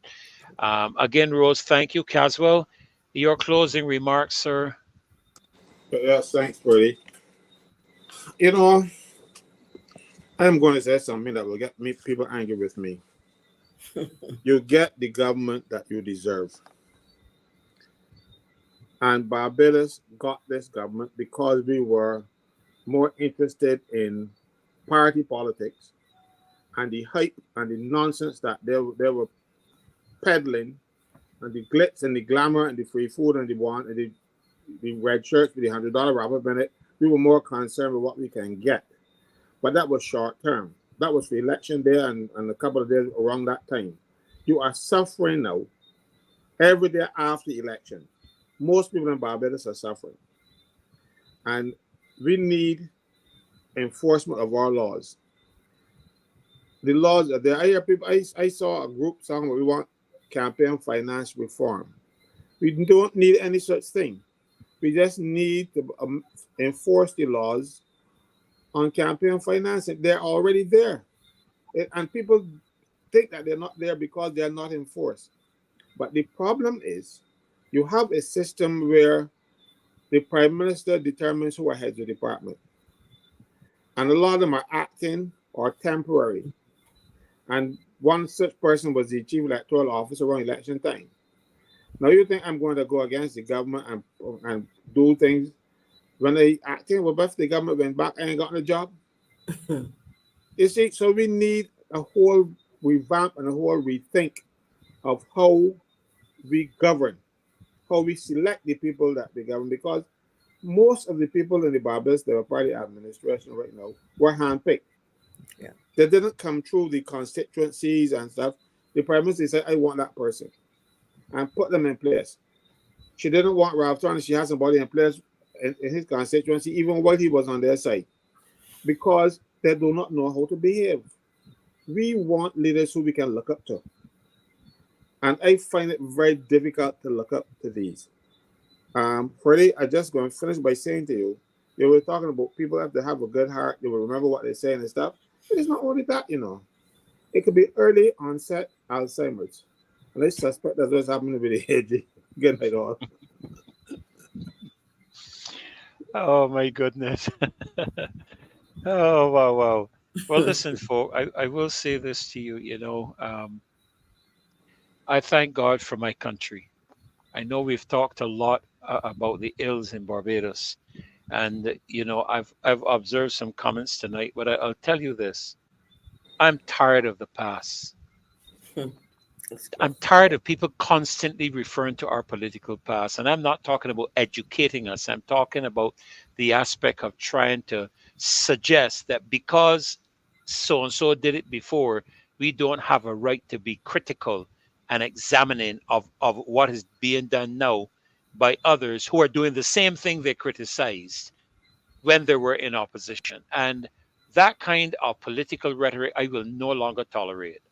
I'm weary of it, because if you don't learn from history, you're doomed to repeat it.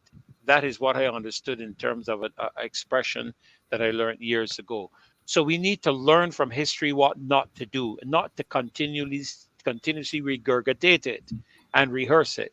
What is done is done. My mother used to say, water under the bridge. Only a madman does the same thing the same way and expects different results. Only a man of insanity does that. We need a political revolution in this country, a rethinking of how we do politics in Barbados. And our young people are beginning to step up to the plate to enforce and ensure that it happens. And even though I might be a bit older than they are, I am not one that is any longer satisfied to embrace the politics we used to have. And Maxine, I listen to you. I've seen you in the political arena for several years. I've watched you perform, and I hear a reset in your mind. All the things that you have come through. I hear a reset that is positioning you to go forward differently than how things have been before. And that is what we are looking at. That is what we are interested in, doing things different and engaging the process differently. And I must say that I am very concerned for my country.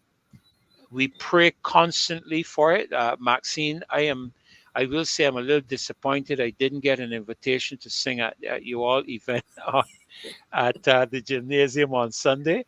But I really do wish that your leaders, and I think I drop it in the chat. I really do pray that your leaders will address the issues in Barbados from a spiritual position, not a partisan one.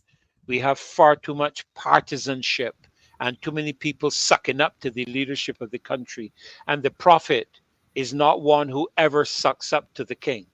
He always speaks what God tells him to speak, even if the king gets upset with the matter. And that is why I have adapted the position I've adapted for this weekend with regards to what the Prime Minister. We've been praying for this country week after week, day after day.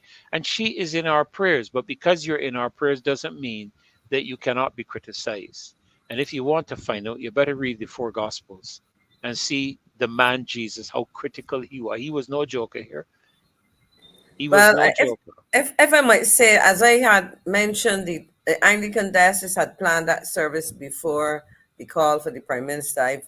And typically, the prime minister, the president, previously the governor general, the prime minister, I think the president's an Anglican, but in her official capacity, she would have been invited. I am told that this year again they're invited. So I trust that, as we were referring to the prime minister, that if she does attend that service, that she will be moved not only by the message but by the whole period of worship, and that it will impact on her approach to a number of things, you know, I would including hope. including allowing the PAC to do the work it's supposed to do. And I'm I not would being hope facetious or you know, I would hope the LOC, the leader of the opposition, the LOO, right, leader of the opposition, yeah, would also have been invited. But I don't know. I would I'm say not on this, one of the Maxine. banners, but I would say this, that as long as they don't let her say a word from the pulpit, no. you know, Our services are perhaps formatted in a way, and you're talking about having members of the entire diocese attend. So lovely. I can't swear, but that normally is not part of the format. It follows the trust format of a standard service, of standard mass. Good. And so that is not usually the case, but I Wonderful can't to swear. know. Wonderful. Yeah. Well, I'll tell you, you know, whenever I am overseeing a service in a church, not a politician will stand in my pulpit and speak. If you come to church, sit down and listen to what God has to say to you. Shut your mouth, and you're not going to use my pulpit as a bully. What you call it, a bully? What you call it A again? bully pulpit. A bully pulpit to propagate your political views.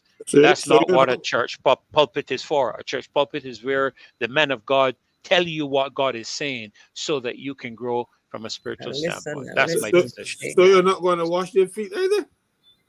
I don't have a problem washing feet, but that's fine with me. I wash the feet, but I don't know if they'll want to wash mine. I'm a podiatrist, so I ain't going to. Well, ladies and gentlemen, it's been such a joy sharing tonight with you. Rose, thank you so much. Caswell, what can we say with regards to the education that we have learned at the beginning of this show to do with wrongful, the differences between, let me get it again, wrongful dismissal, and what was the other one? Unfair dismissal. Unfair dismissal. Wrongful and unfair dismissal. And you know, I knew none of those things really. I must confess that. And I'm sure many people really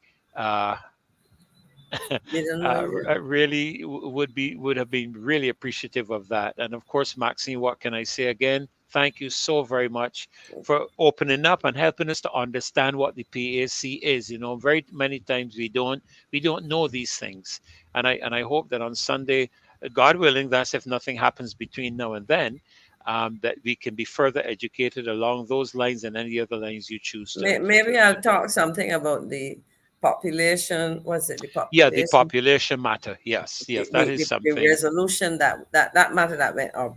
Yes. That went to Parliament, and this whole issue of migration, etc. You mean all the people that didn't contribute one single soul to the population, come here telling the people to do? Man, that is shucks.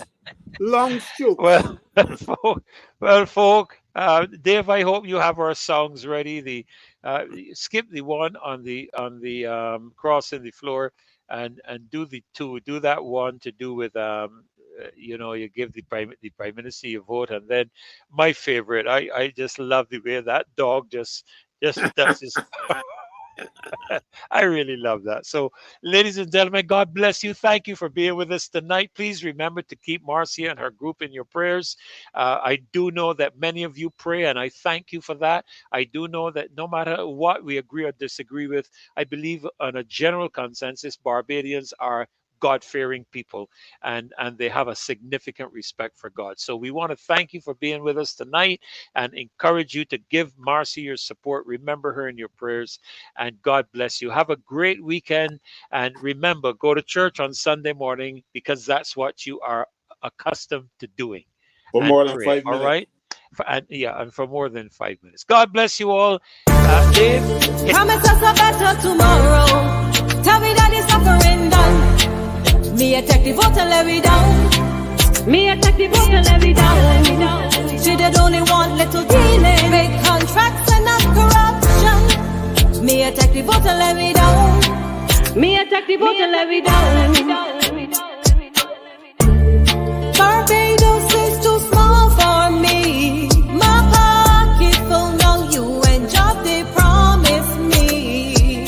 And a girl like me want power and more money. You cry transparency, but that's a no for me. Promise us a better tomorrow. Tell me that it's suffering done. Me attack the vote and let me down.